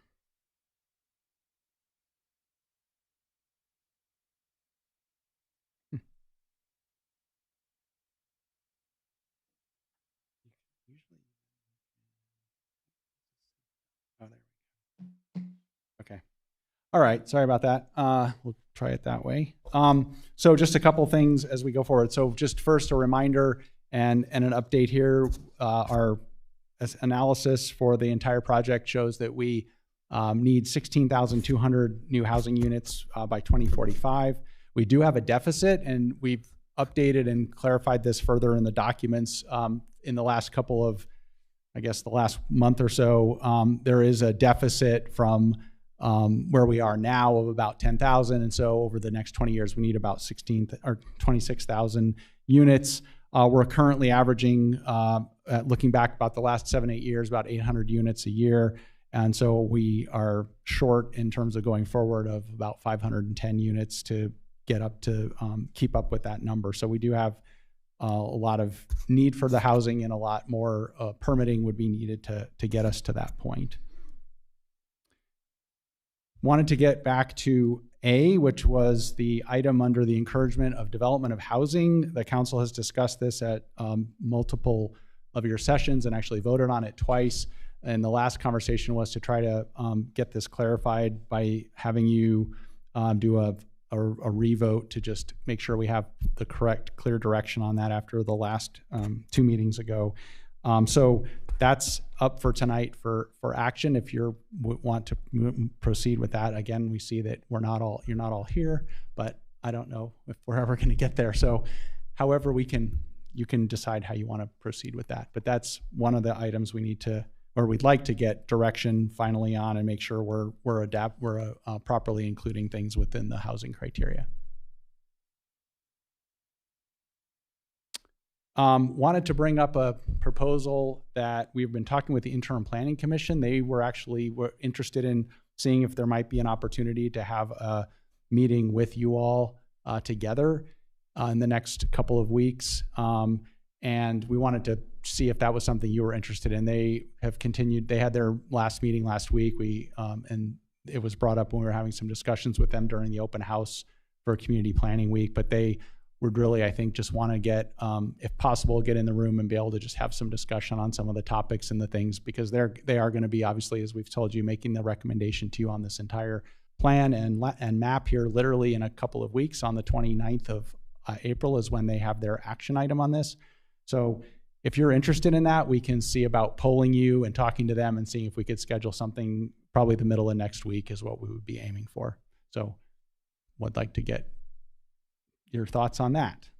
And I guess if you want me to go through things and then we can come back, tell me how you want to do it. Okay. So I'm going to have Anna step in here on the timelines. This was one of the items also that we talked to you about at the last meeting, and we're going to do some follow-up just on understanding current and future draft kind of process of how the review of applications would work. So we've got that next, and I'll have her just talk through this with you. So thanks. Okay, so on the screen we have our current timeline for a zoning application. The first two steps that you're seeing are the mailed notice of the neighborhood meeting as well as the neighborhood meeting. And a good way to think about this is our 15-day notice that we're required to do by state law under the Malupa Act is kind of being held by the applicant's agent at the beginning. The reason that I've included this on the screen and in our timeline is no one can submit to our office at this point without having that meeting and mailing the neighborhood notice in conjunction with those times that are on the screen. So what I'm doing is I'm trying to compare like the March 2nd date and try to be consistent there. As I was going through creating the timeline for our new process, the way that I best found to navigate this is by having a consistent submittal date of the first business day of the month, and that offers predictability for consultants and for the staff as they're reviewing it, but we can get into discussing that. So currently, our current timeline, or sorry, I said that a lot, that was repetition, but it takes about 70 days going through the entire process. If somebody were to appeal it, you're looking at over 100 days in order to go through the appeal. And that's on the best case scenario, because anytime you open a case with the district court, there's no guarantee that it's going to be solved in conjunction with that as soon as it's open. So 100 plus days is what our current application process looks like if you are considering appeals, to compare apples to apples.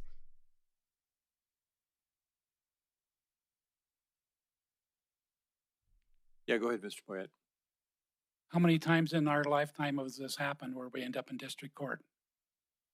I mean, I've never heard of that. So I will defer to Wyeth because it has not happened since I've been here. Yeah, Councilmember Boyette, Mayor and Council, it's quite rare. I think, yeah, I can think of probably 2 or 3 times in the last 20 years that it's gotten to that point.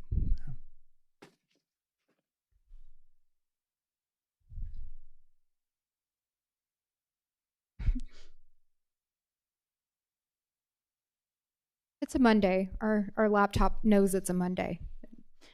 Okay, new timeline.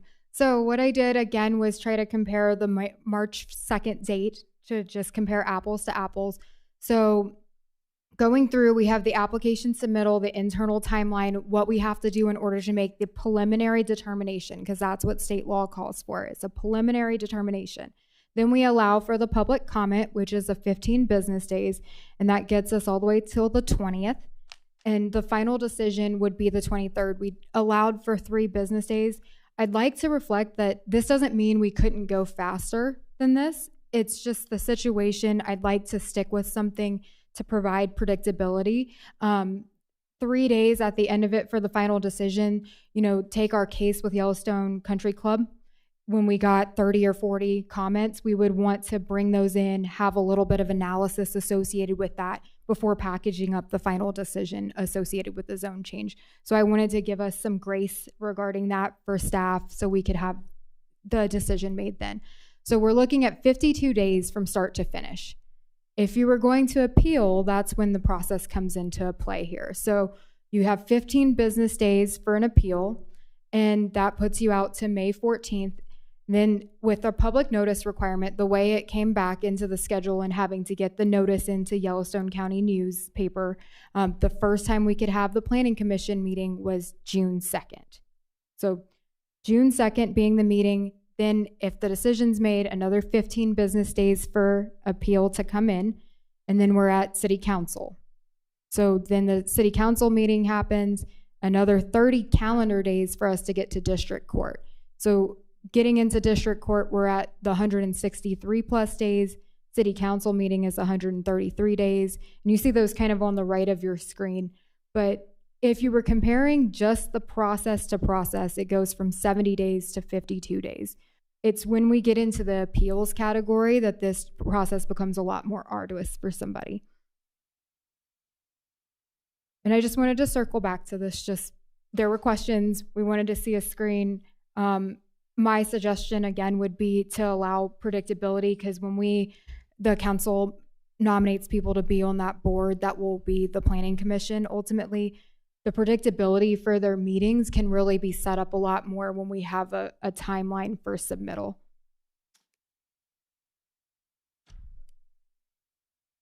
Okay, Mr. Boyette. So does the public get a notice in the mail, and do they have a chance to have a meeting like they currently do? Not during the decision process. The public comment that you see as item number 3 No, would, but that just means they can comment. That doesn't mean they can go to a meeting though and talk to. correct. And that would be the only public comment that is allowable under the state law. And I think we've discussed in the past, and I know it's just recently been decided.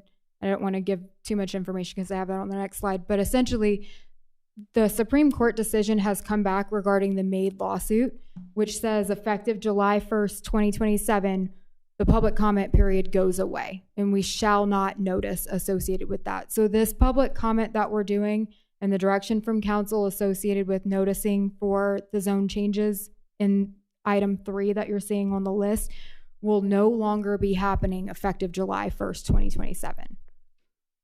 Mayor. So we had talked, I think, a couple weeks ago or so, the assumption was there would be notification, but now you're saying because of the Supreme Court decision, there will be no notification to the public when an application is submitted for a zone change on property next door or across town or anything like that to the neighbors? It's both. There will be notification because the direction from council was to notice, and we can do so until July 1st of 2027. Effective July 1st of 2027, there will be no notice. Oh, I see. So there'll be notice up until, so when does the notice, assuming this is the current new one, not the 27 one, where's the notice stage in this one?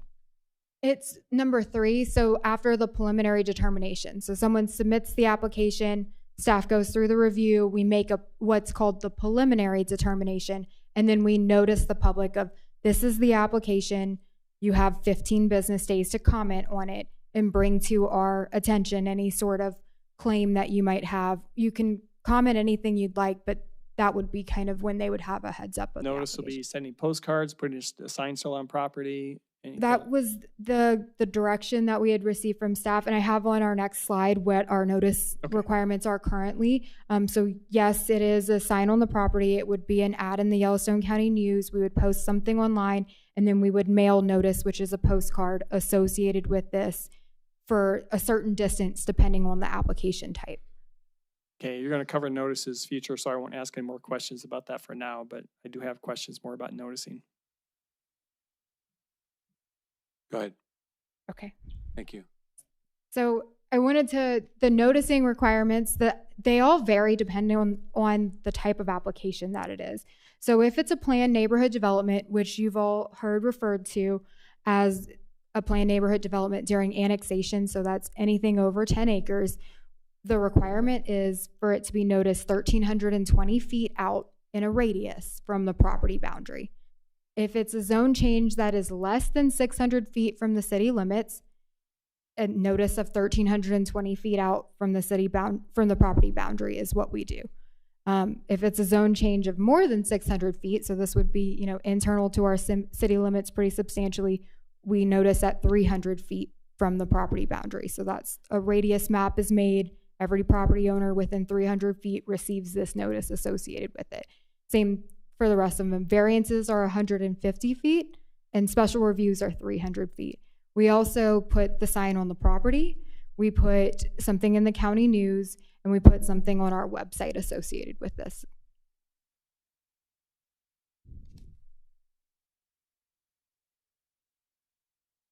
Can I ask some more questions, Mayor, if you don't mind about that? You sure can. Thank you. All right. So this is actually goes back to more to the second slide. When you are counting the 15 days, so you're counting the 15 days from the preliminary determination, not from the time public notice is served. Do I understand that correctly? So the act outlines it as once the preliminary determination is made. I've put it as the next day is when we're starting that time period. The act doesn't require us to account for mailing or anything associated with that. Right, so no mailing, no drive. In other words, if it takes you 3 days or 4 days to get out there and post a sign, you get the mail out there in 3 days, and then it takes 3 days to get there. It's technically the clock has already started ticking, so they may get their notice, 7, 8 days into it, and there's only 7 or 6 days left or something like that. Am I fair in saying that? Yes. Okay. Thank you. It would just, I guess, just to clarify, I mean, it'd be exactly the same way we're doing it right now. All right, Mr. Boyette. Except it's 30 days, right? No, there's the 15 days. Are you talking about? So Correct. I'm talking about the notice.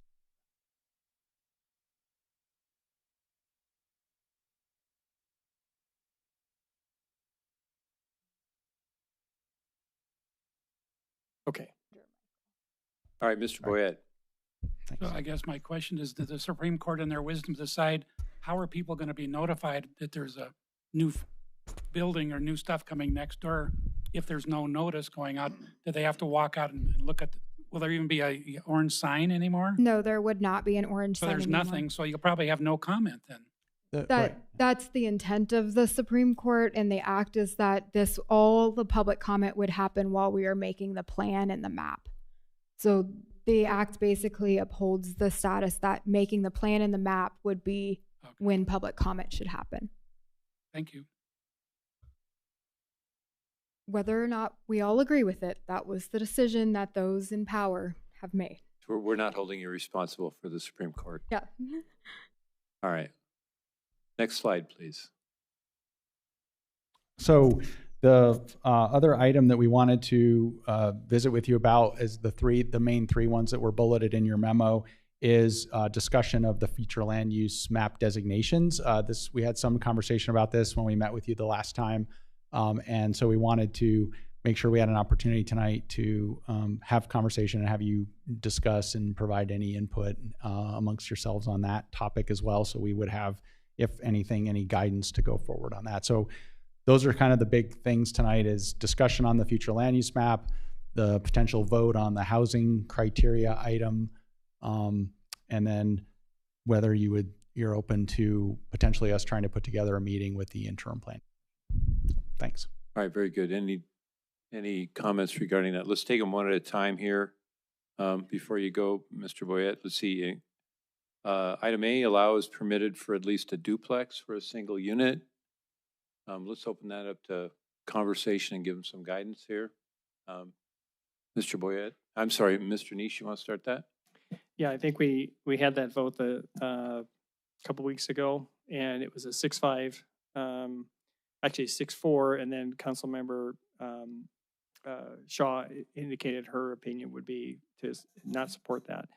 And so I think we can sure take the same vote again. We have Councilmember Kennedy voted in favor of having it not be counted. Councilmember Shaw voted in favor of it. We're probably even on the same size. I don't know if they've but if we vote again, we would see it. And I think there was some ambiguity or confusion in because of the double negatives. And so I can sure try to make a motion. And if Gina, if you think this is too double negative, we can change it. So I would make a motion. It would be nice to have a recommended motion, by the way. I would make a motion to not include item A in the Malupa planning. I think that is sufficient. Mr. Boyette, seconds. All right, Mr. Nish, you want to speak to your motion a little bit more? I think I spoke to it before, but I'll say, I think what we have to look at is the ability of what this, how it impacts developed neighborhoods, N1, N2, N3, single-family homes. And that's really kind of where a lot of people are looking for is that single-family, not duplex, being built up into a community that's already single-family homes. I'm not against duplex. I think duplexes are needed. I think there's good appropriate use in and around the city in different areas. We've got duplex all mixed up within the Heights area as well, where we're at. And this just restores that single family zoning that when it's there, then the people who are living in their homes who moved into a single family neighborhood have that predictability and expectation of their investment that they put into their home is still there for their lifetime and probably beyond. But I'll say that's enough said. Mr. Aspenleiter? So I'm going to be consistent with the way I voted on this to this point and vote against it. And then if it passes, I'll work with Councilman Neese like I have been on a solution, but I'm going to be consistent and not support it. And I think this is one of those things where we're concerned about something that's not concerning. I mean, we're concerned about existing neighborhoods that are already built out, that have existing housing there, that in large part in Ward 4 aren't going to have additional buildings built. Nobody's going to tear down a $600,000 house to then spend another $400,000 to build a duplex, or another $500,000 to build a duplex. Like, those things aren't going to happen. If you have catastrophic fires or something like that, and your house burns down, and then you decide to build a duplex, those are so pie in the sky, unique unicorn events that it's not something that we're going to see happen across the board. I think from a policy standpoint, I don't think it makes sense. We're operating at huge deficits in housing. The way to bring down the cost of housing is to build more housing. It's a supply and demand issue, and we are not keeping pace with the demands for this community, even with the huge numbers of doors that we've put out in 2023 and 2024. I think we brought on almost 2,000 units in those 2 years from our own statistics, but we didn't keep pace with that last year, and we still aren't keeping pace with demand. So I'm going to be consistent, and I'm not going to support it. And then if it passes, I'll work with Councilman Neese on a solution. All right, Mr. Lindley. Thanks, Mayor. I won't repeat everything that Councilmember Aspenlander just said, but I generally agree. Interestingly, one of the roads that I drive nearly every day, certainly every weekday out in Ward 4, as I take my daughter to school. So I drive down Rimrock, I drive down 54th, and Audubon Way, which is just north of Rimrock, kind of greenfield, brand new housing. There's, I think, 3 duplexes right next to each other being built right now. Foundations just went in. Amherst Way, as you go down 54th, to one existing duplex, a brand new one going in next to it. And I think just generally to echo what Councilmember Aspenlander said, I just think, if those don't happen, it just reduces the number of units that we have. I don't think the property values, I really don't think anybody could prove have been affected at all by that. So at any rate, I won't support this, but again, this is just one small issue, and there's a lot more things to work on. So however it falls, it falls. Thank you. Ms. Aguirre? Yeah, I think it's just, I won't support it either, although I'm very happy to work with everyone on board here. But I think it's just kind of goofy. Since it's something we're already doing, why are we trying to restrict ourselves even further? So I won't support this. Mr. Nicholson? Yeah, I'm getting confused in all the double negatives, but I want to say I support duplex housing. It's one thing is private property rights. I think people should be allowed to do that if they think that's good for them. I like it too because it's a way to increase housing that is small but efficient. A small construction company can build a duplex. It doesn't, we can increase housing without having large housing projects. I like it because it brings people together. I think people are afraid of people with other wealth levels, and I don't think we need to be afraid of that. I think that having people of modest means mixed in with people of better means is good for kids. And I think that kind of coming together is useful. Mr. O'Donnell. Thank you. I would, after listening to all of the negatives, I'm inclined to say that I support the motion. It seems to me that character of neighborhood is something to be retained. And I've seen areas near Faithy Church where there's single family housing as well as duplexes. They go very nicely together. But in that area where people know that, where areas are single family housing, I think it should stay that way and not be allowed to get more dense, I think is the word that Wyeth used, was for the density around there. So I will support the motion. Anybody else? All right, the motion from Councilperson Neese is to not include item A in the matrix. Seconded by Mr. Boyette. All those in favor of the motion, please say aye. Aye. Aye. All those opposed say no and raise your hands. No. So we have Mr. Nicholson, Ms. Aguirre, Mr. Aspenleiter, and Mr. Lindley. So the motion carries.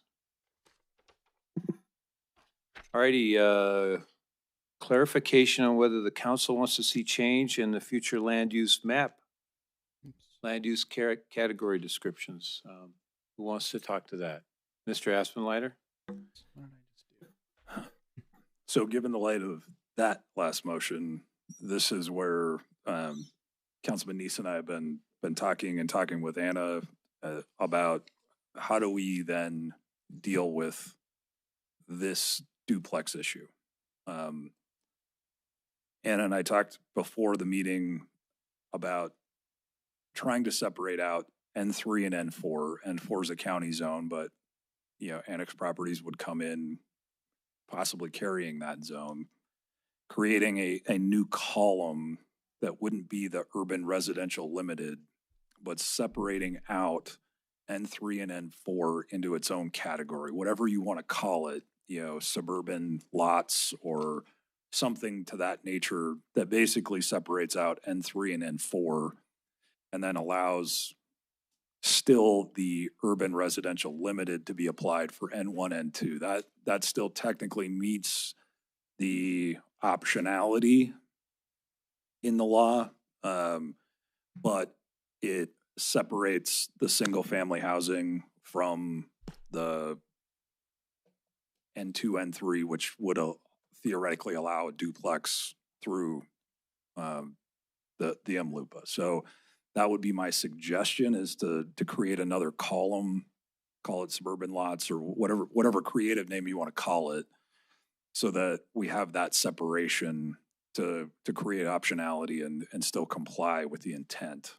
And then we can move that forward. That creates the same predictability that we just voted on. And then we got to figure out where we're going to apply that different color to the map. And I'll add, Jessica and I had talked earlier about this, and I'll let her speak to the legal side of it, but I think that it's certainly possible to create the district or the future land use category associated with it. I think she can speak a little bit more about that. While you're getting ready to speak, I would support this wholeheartedly, mostly because in reading all of the neighborhood plans that I've read, and then a lot of the city plans for future, the theme throughout the years has been neighborhoods with character and neighborhoods with consistent character. So I think I'm with everybody here. I think we all have a bit of agreement as a council that we want duplexes, but in neighborhoods where the character is not to have a duplex, and you might have a couple of empty lots in the middle of them, that could cause a problem with the current homeowners and those landowners. So what Mr. Aspenleiter is saying, I'd like us to figure out how to find a way. I know that there's going to be some challenges, legal challenges and potential liability challenges, but I don't believe that there is not a way. So that's just my prodding to you guys going forward. And I guess to respond to that, or I guess that was my understanding, is how can we find a way, and the way to do it under the act, while I am not an attorney and the attorney is standing right here, would be to create the category. So I'll let the attorney address the legality of it. Good evening, Mayor, council members. We have discussed some different options for getting this accomplished to have a designation that only allowed for single family housing. This afternoon is the first that I had heard of developing a special category, setting that out. As the lawyer for the city, I would caution the council that the intent of this statute is to create a land use map that provides for designations that allows for uses that accommodate a future 20-year growth projection. I think the legality of this option, this would be the only way to do it, would be to create a designation, but I would caution that it has to be limited to specific areas. Whether or not it would be open to challenge, I think would be specifically based on where we apply it and if it is consistent with character of certain neighborhoods.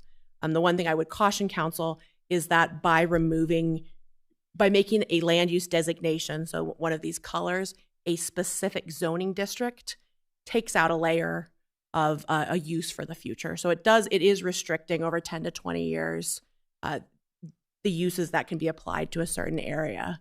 So I would caution the council to keep that in mind as we decide where to put those designations. I do think limiting a designation to a single zoning district does open us up to legal challenges. Malupa is new, so I cannot say that there's case law saying it's prohibited or not prohibited, and I'm certainly open to thinking creatively, but it's my job to advise you of risk, and that would be my assessment of the risk here. Go ahead, Mr. Esplanator. And understand risk. And then, my risk calculation is that this is very, very small. We're not going to take back that vote. So now we are where we are. So we got to find a solution and a way to apply it. My intent, just to make it clear to the council, because we haven't seen it on a map, my intent would be that this isn't universally applied, globally across big swaths of neighborhoods. This is maybe applied in current N3 neighborhoods only in limited areas. Like Yellowstone Country Club would probably be one of those areas that I would expect this to be applied. Lake Hills Golf Course, probably one of those areas I would expect it to be applied. My neighborhood, I don't know that I would expect this to be applied on Collin Drive and Plentyview.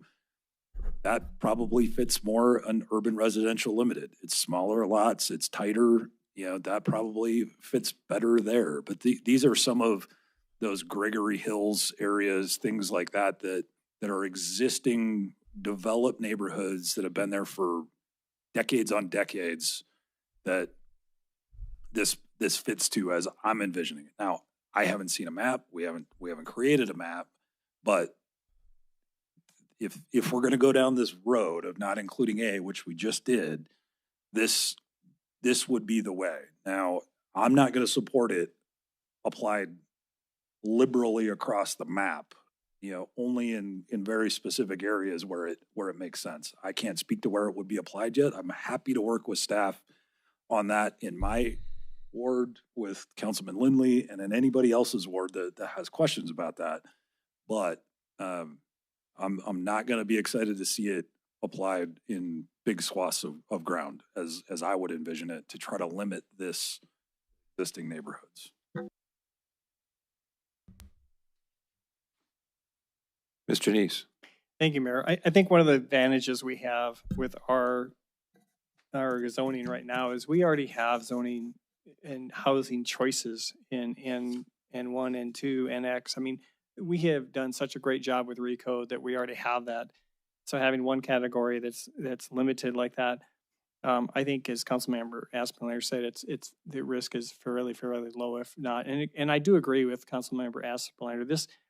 This is probably going to apply only to the N3s, and it probably won't be in the entire N3 yellow if you look at the zoning map category, because there are lots of N3s now that maybe have some duplexes over the last year or so that maybe have put some in. Those are going to have to make sure that they stay within the urban residential limited.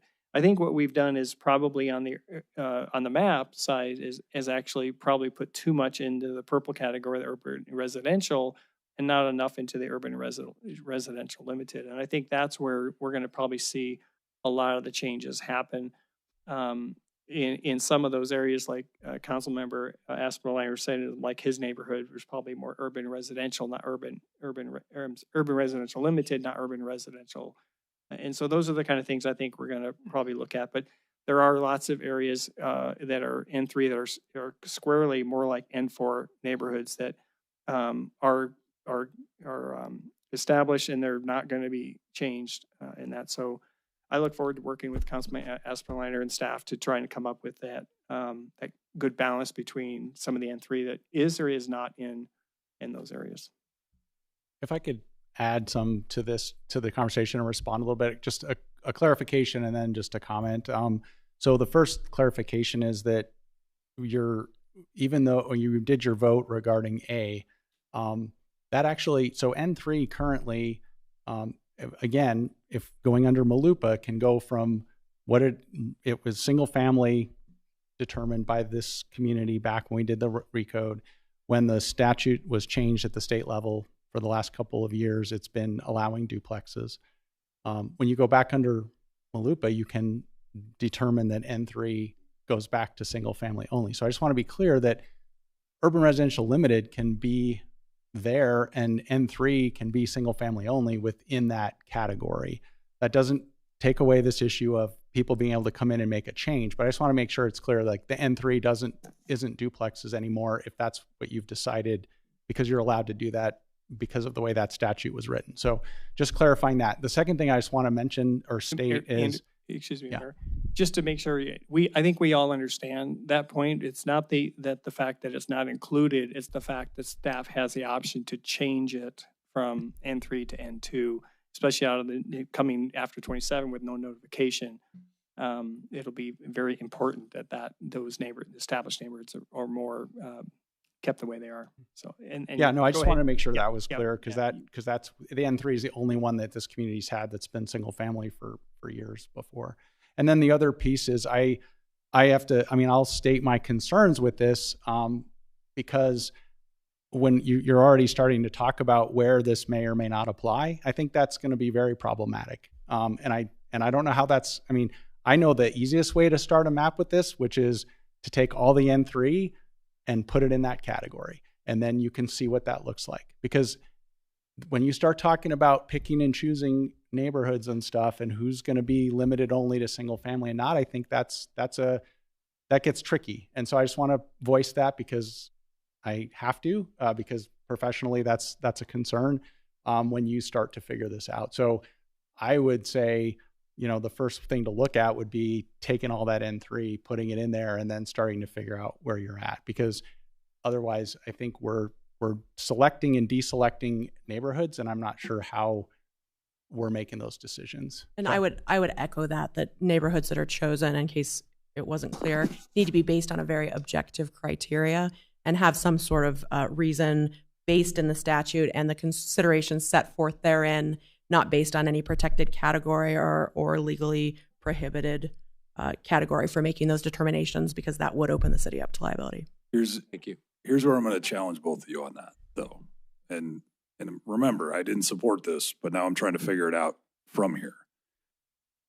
With what you just said, if you turn the N3 now to this new column, theoretically, that's what you should have done with the N3 and turned it all pink, but you didn't. You turned part of the N3 purple. So you changed it from urban residential limited to urban residential. So we didn't even apply that globally, like you said. So, the argument about that, I think falls flat because we didn't even do it to begin with. If we would have done that, we would have changed all the N3 to pink and not to purple. And then we would have been working on N2 and N1 as purple.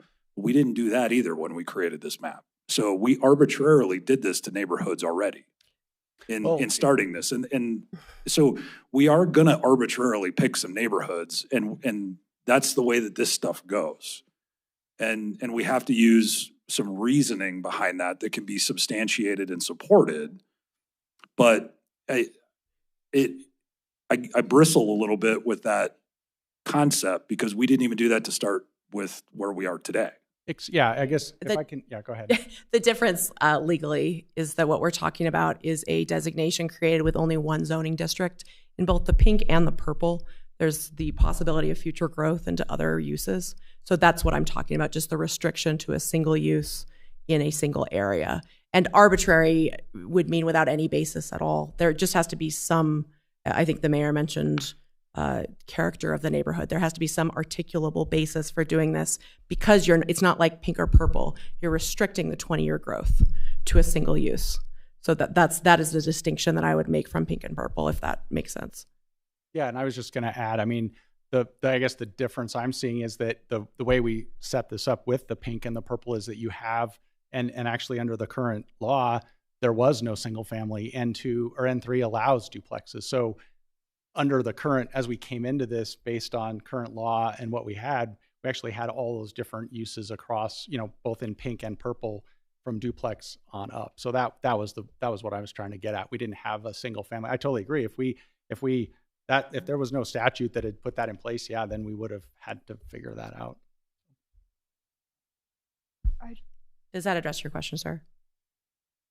Yeah, I mean, I think we're going to fundamentally disagree. I understand that we have to create some basis, some defensible basis for determining which neighborhoods are what, and we'll have to work through that and figure that out as we go through this map.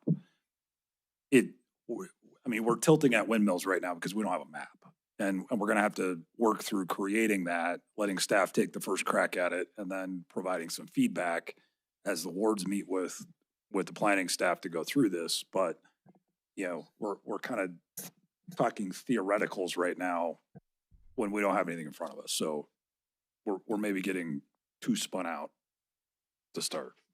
I think I could just chime in, and Jessica and I can talk a little bit more offline. Some of the reasons why we're not seeing as much urban residential limited right now was because in the urban residential limited description, we're using that term suburban. So we were looking at the area of the city and trying to look at, those large lot, what do we consider suburban? We realized we may have missed the mark after talking to council in some of the other meetings. We're planning to re-navigate that. I mean, tonight we're getting, to a point that we're trying to get what council is achieving.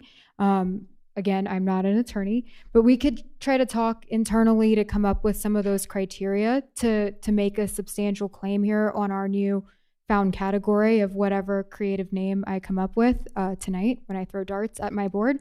But that being said, I also would like to emphasize that I think it's important that we look at urban residential limited in the way that we apply that to where we have consistency there, because maybe we need to change that definition from suburban to maybe something a little bit more liberal and looking at urban residential as well. Because in my mind, if we're going to have single family for the N3, maybe that's really more of our suburban characteristic, and we need to look at urban residential limited compared to urban residential. And I don't think it's taking that category out, right? Because urban residential limited does allow for the duplex and the accessory dwelling unit. And then when you go to urban residential, we're looking at a fourplex, and in some areas it could be an eightplex, depending if somebody was going to do that instead of a neighborhood mixed use. So I want to be very intentional about the way that we have these meetings with you all, and understanding that there might be more than just one additional category. You might see something that was purple turn to pink as a way to graduate it into the purple, and those definitions change as well, because I think that's going to be important to this context for establishing this the way that we're desiring to do so. Hopefully that made sense and wasn't too rambly. Yeah, I think it does. Thank you. Mr. Boyette. Can I give you an example? At 48th and Central, there's a brand new subdivision about 2 or 3 years old of single family large homes, about 300 homes. I anticipate down the road it'll end up becoming into the city for the use of sewer and water. So it's an N4 now. What would be the designation if we annexed it in? They're all single family big homes. What would that be an N3, or what would it turn out to be, do you think? Well, it would likely turn into being an N3 designation in the city, because N3 and N4, and Councilmember Neese and I actually discussed this extensively, they're pretty much a carbon copy of each other. So in my mind, it would fit into this category that we've created of this larger lot situation. But realizing that really its zoning designation would change to N3 and really becoming N3 in that sense. I on the map, I wouldn't change it from county neighborhood right now to anything else, because I think we would navigate that process should that subdivision request annexation. I think that that's the cleanest way to do it from a due process standpoint. But because if we did that universally, we would be creating more of an issue for ourselves, right? We would want to navigate each of those county subdivisions as they requested annexation. Hopefully that. Okay, Mr. Neese. Thank you, Mayor. I don't want to confuse the topic too much, but I agree with Councilmember Espenlander. If there's a secondary category or another category we add, that's fine. I think you and I had talked about possibly having, this is where I think it would be easier. Let me finish my sentence. I think you and I talked about having, instead of a permitted use under the urban residential, a special use or a basically a requirement for a zone change in that category to come to city council. And the reason I think that's actually is better than creating a second category, because it actually does allow for a optional zone change to go through a lot faster than it would be if it was in a separate map category than having to change map and zone to get over. And so I think, while I understand why, and if we have to, I will go that way. If we can't think that this is a better way to give the most flexibility to this system that the state's put on us, to say we're going to allow special use of N2, N3 in the urban limited category, indicating that staff understand, remember, special uses means it's not permitted by right, but it's allowed under certain circumstances. So which would mean they would have to come to council for review. The staff could not approve that. And so there are cases where if we go to and you go through the current process where it's taken 70 days, the new process being 52 days, which is very quick, you're shaving off, almost 20 days off of that. But a single appeal from one neighbor, as I understand, because that whole appeal process still needs to be worked out, would kick it from 70 to 133 days. And I think that is going to be more detrimental to have that, if you have something like this in urban residential where it's by permitted, and then someone immediately objects to it, then it's just going to make the timeline that much longer for the developer. Whereas before, if it just then kicked to instead of being 133, it would come right to council in 70 days, we would actually get that resolved and say yay or nay to the special review. And chances are, I've seen us approve a lot of different things that maybe I would never approved and maybe I voted against, but as the council itself did approve. And so I think we have to look at this in how developers may, and Scott, you have the best insight into this or not, whether or not a special review be the better way to go and be more defensible as opposed to a new category. That's my. And if I can chime in on that, it's City Legal's position that MLUPA mandates administrative approval of zoning changes pursuant to a map. It's just what the state law says. So it is my legal opinion that carving out a special review under a statute that requires administrative approval within these categories would violate the statute outright and would not be a way to do this. So let me look at that a little different way from you. So let's say, for instance, the urban residential limit we just pulled, just like this new category we're going to create, right? That would be just pull N1, N2 out of there. So by right, basically we're saying, you know what? If you're in this category, you can't go to N1, N2 for staff. But we want to be a little more liberal in that. We want to give a special review option to say, listen, if you want to change from N3 to an N1 or 2, you have the option to go directly to city council. And so it's not that we're violating the law. We're actually expanding the law by saying we're going to add a special review to an area that is not permitted now. I understand what you're saying, and I'm certainly not here to advocate policy, just to tell the council what's legal and what's not. What the statute says is shall approve administratively. So I don't believe that would be compliant with the statute. I think Councilmember Aspenleiter's way of adding the category would be one way to do that in a way that doesn't technically violate the statute. So that's my legal opinion. We can move your way. All right. So we've given you direction on our clarification and I think all 3 bullet points, right? Yes, the remaining outstanding item would be the Planning Commission joint meeting. We just need a show of nodding of heads or a show of hands. Anybody want to do that? I don't have any trouble with it. Pardon me? Okay, it's sure, why not? Okay, well, you will be hearing from me very quickly. All right. Anything else, Anna? Thank you all. We appreciate it. Thank you, Ms. Vickers. You did great. You dealt with us really well.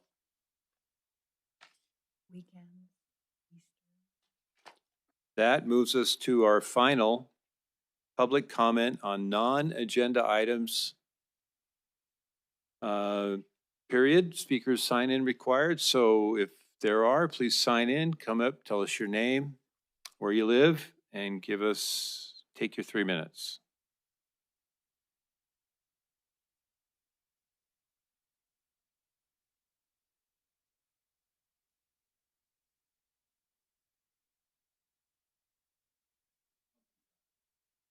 Light on?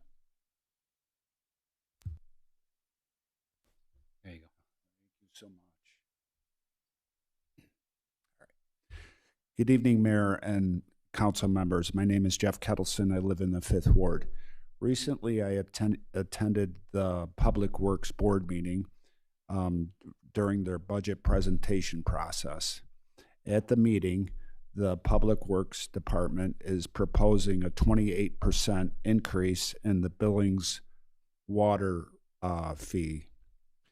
Also, in addition to this, they're proposing a 9% increase in residential garbage fees across the city, and a 7% increase for commercial properties. There are a couple other different levels of garbage fees. If we take the 28% that the Billings Heights residents are going to be paying for additional water, plus the 9%, that's approximately 38% increase of their city services. That's absolutely a devastating amount, and I'm very concerned for those people over there. So what I'd like to do tonight is I'd like to propose that the city council takes a real hard look, perhaps maybe this year, instead of raising our garbage fees for the residents across the city, that you decide not to do that. And I understand that where we're going to make up the loss of revenue. So maybe here's a proposal. First is increase the out-of-state people that bring their garbage here. Very few people do, I understand that. The second one is to increase the out-of-city people, the county people that bring their garbage here. And I understand maybe that there's a limit to how much you can increase that rate. Or third, increase the commercial rate. Now, from what I understand of the commercial rate, I think that there's a couple buckets there, and the only bucket that gets the smallest rate, I think, is the garbage cans on wheels. I think it's a 9 cubic yard garbage thing. Anyways, I'm standing before you tonight, and I think that the increases that are proposed for the Public Works Department are out of reach for most people, especially the Heights and some of the First Ward. I would hope that you would take that in consideration. Any other public comment? Any other public comment? Seeing none, I'll close that portion of our meeting. And that leads us to council initiatives. Are there any? Seeing none, we are adjourned.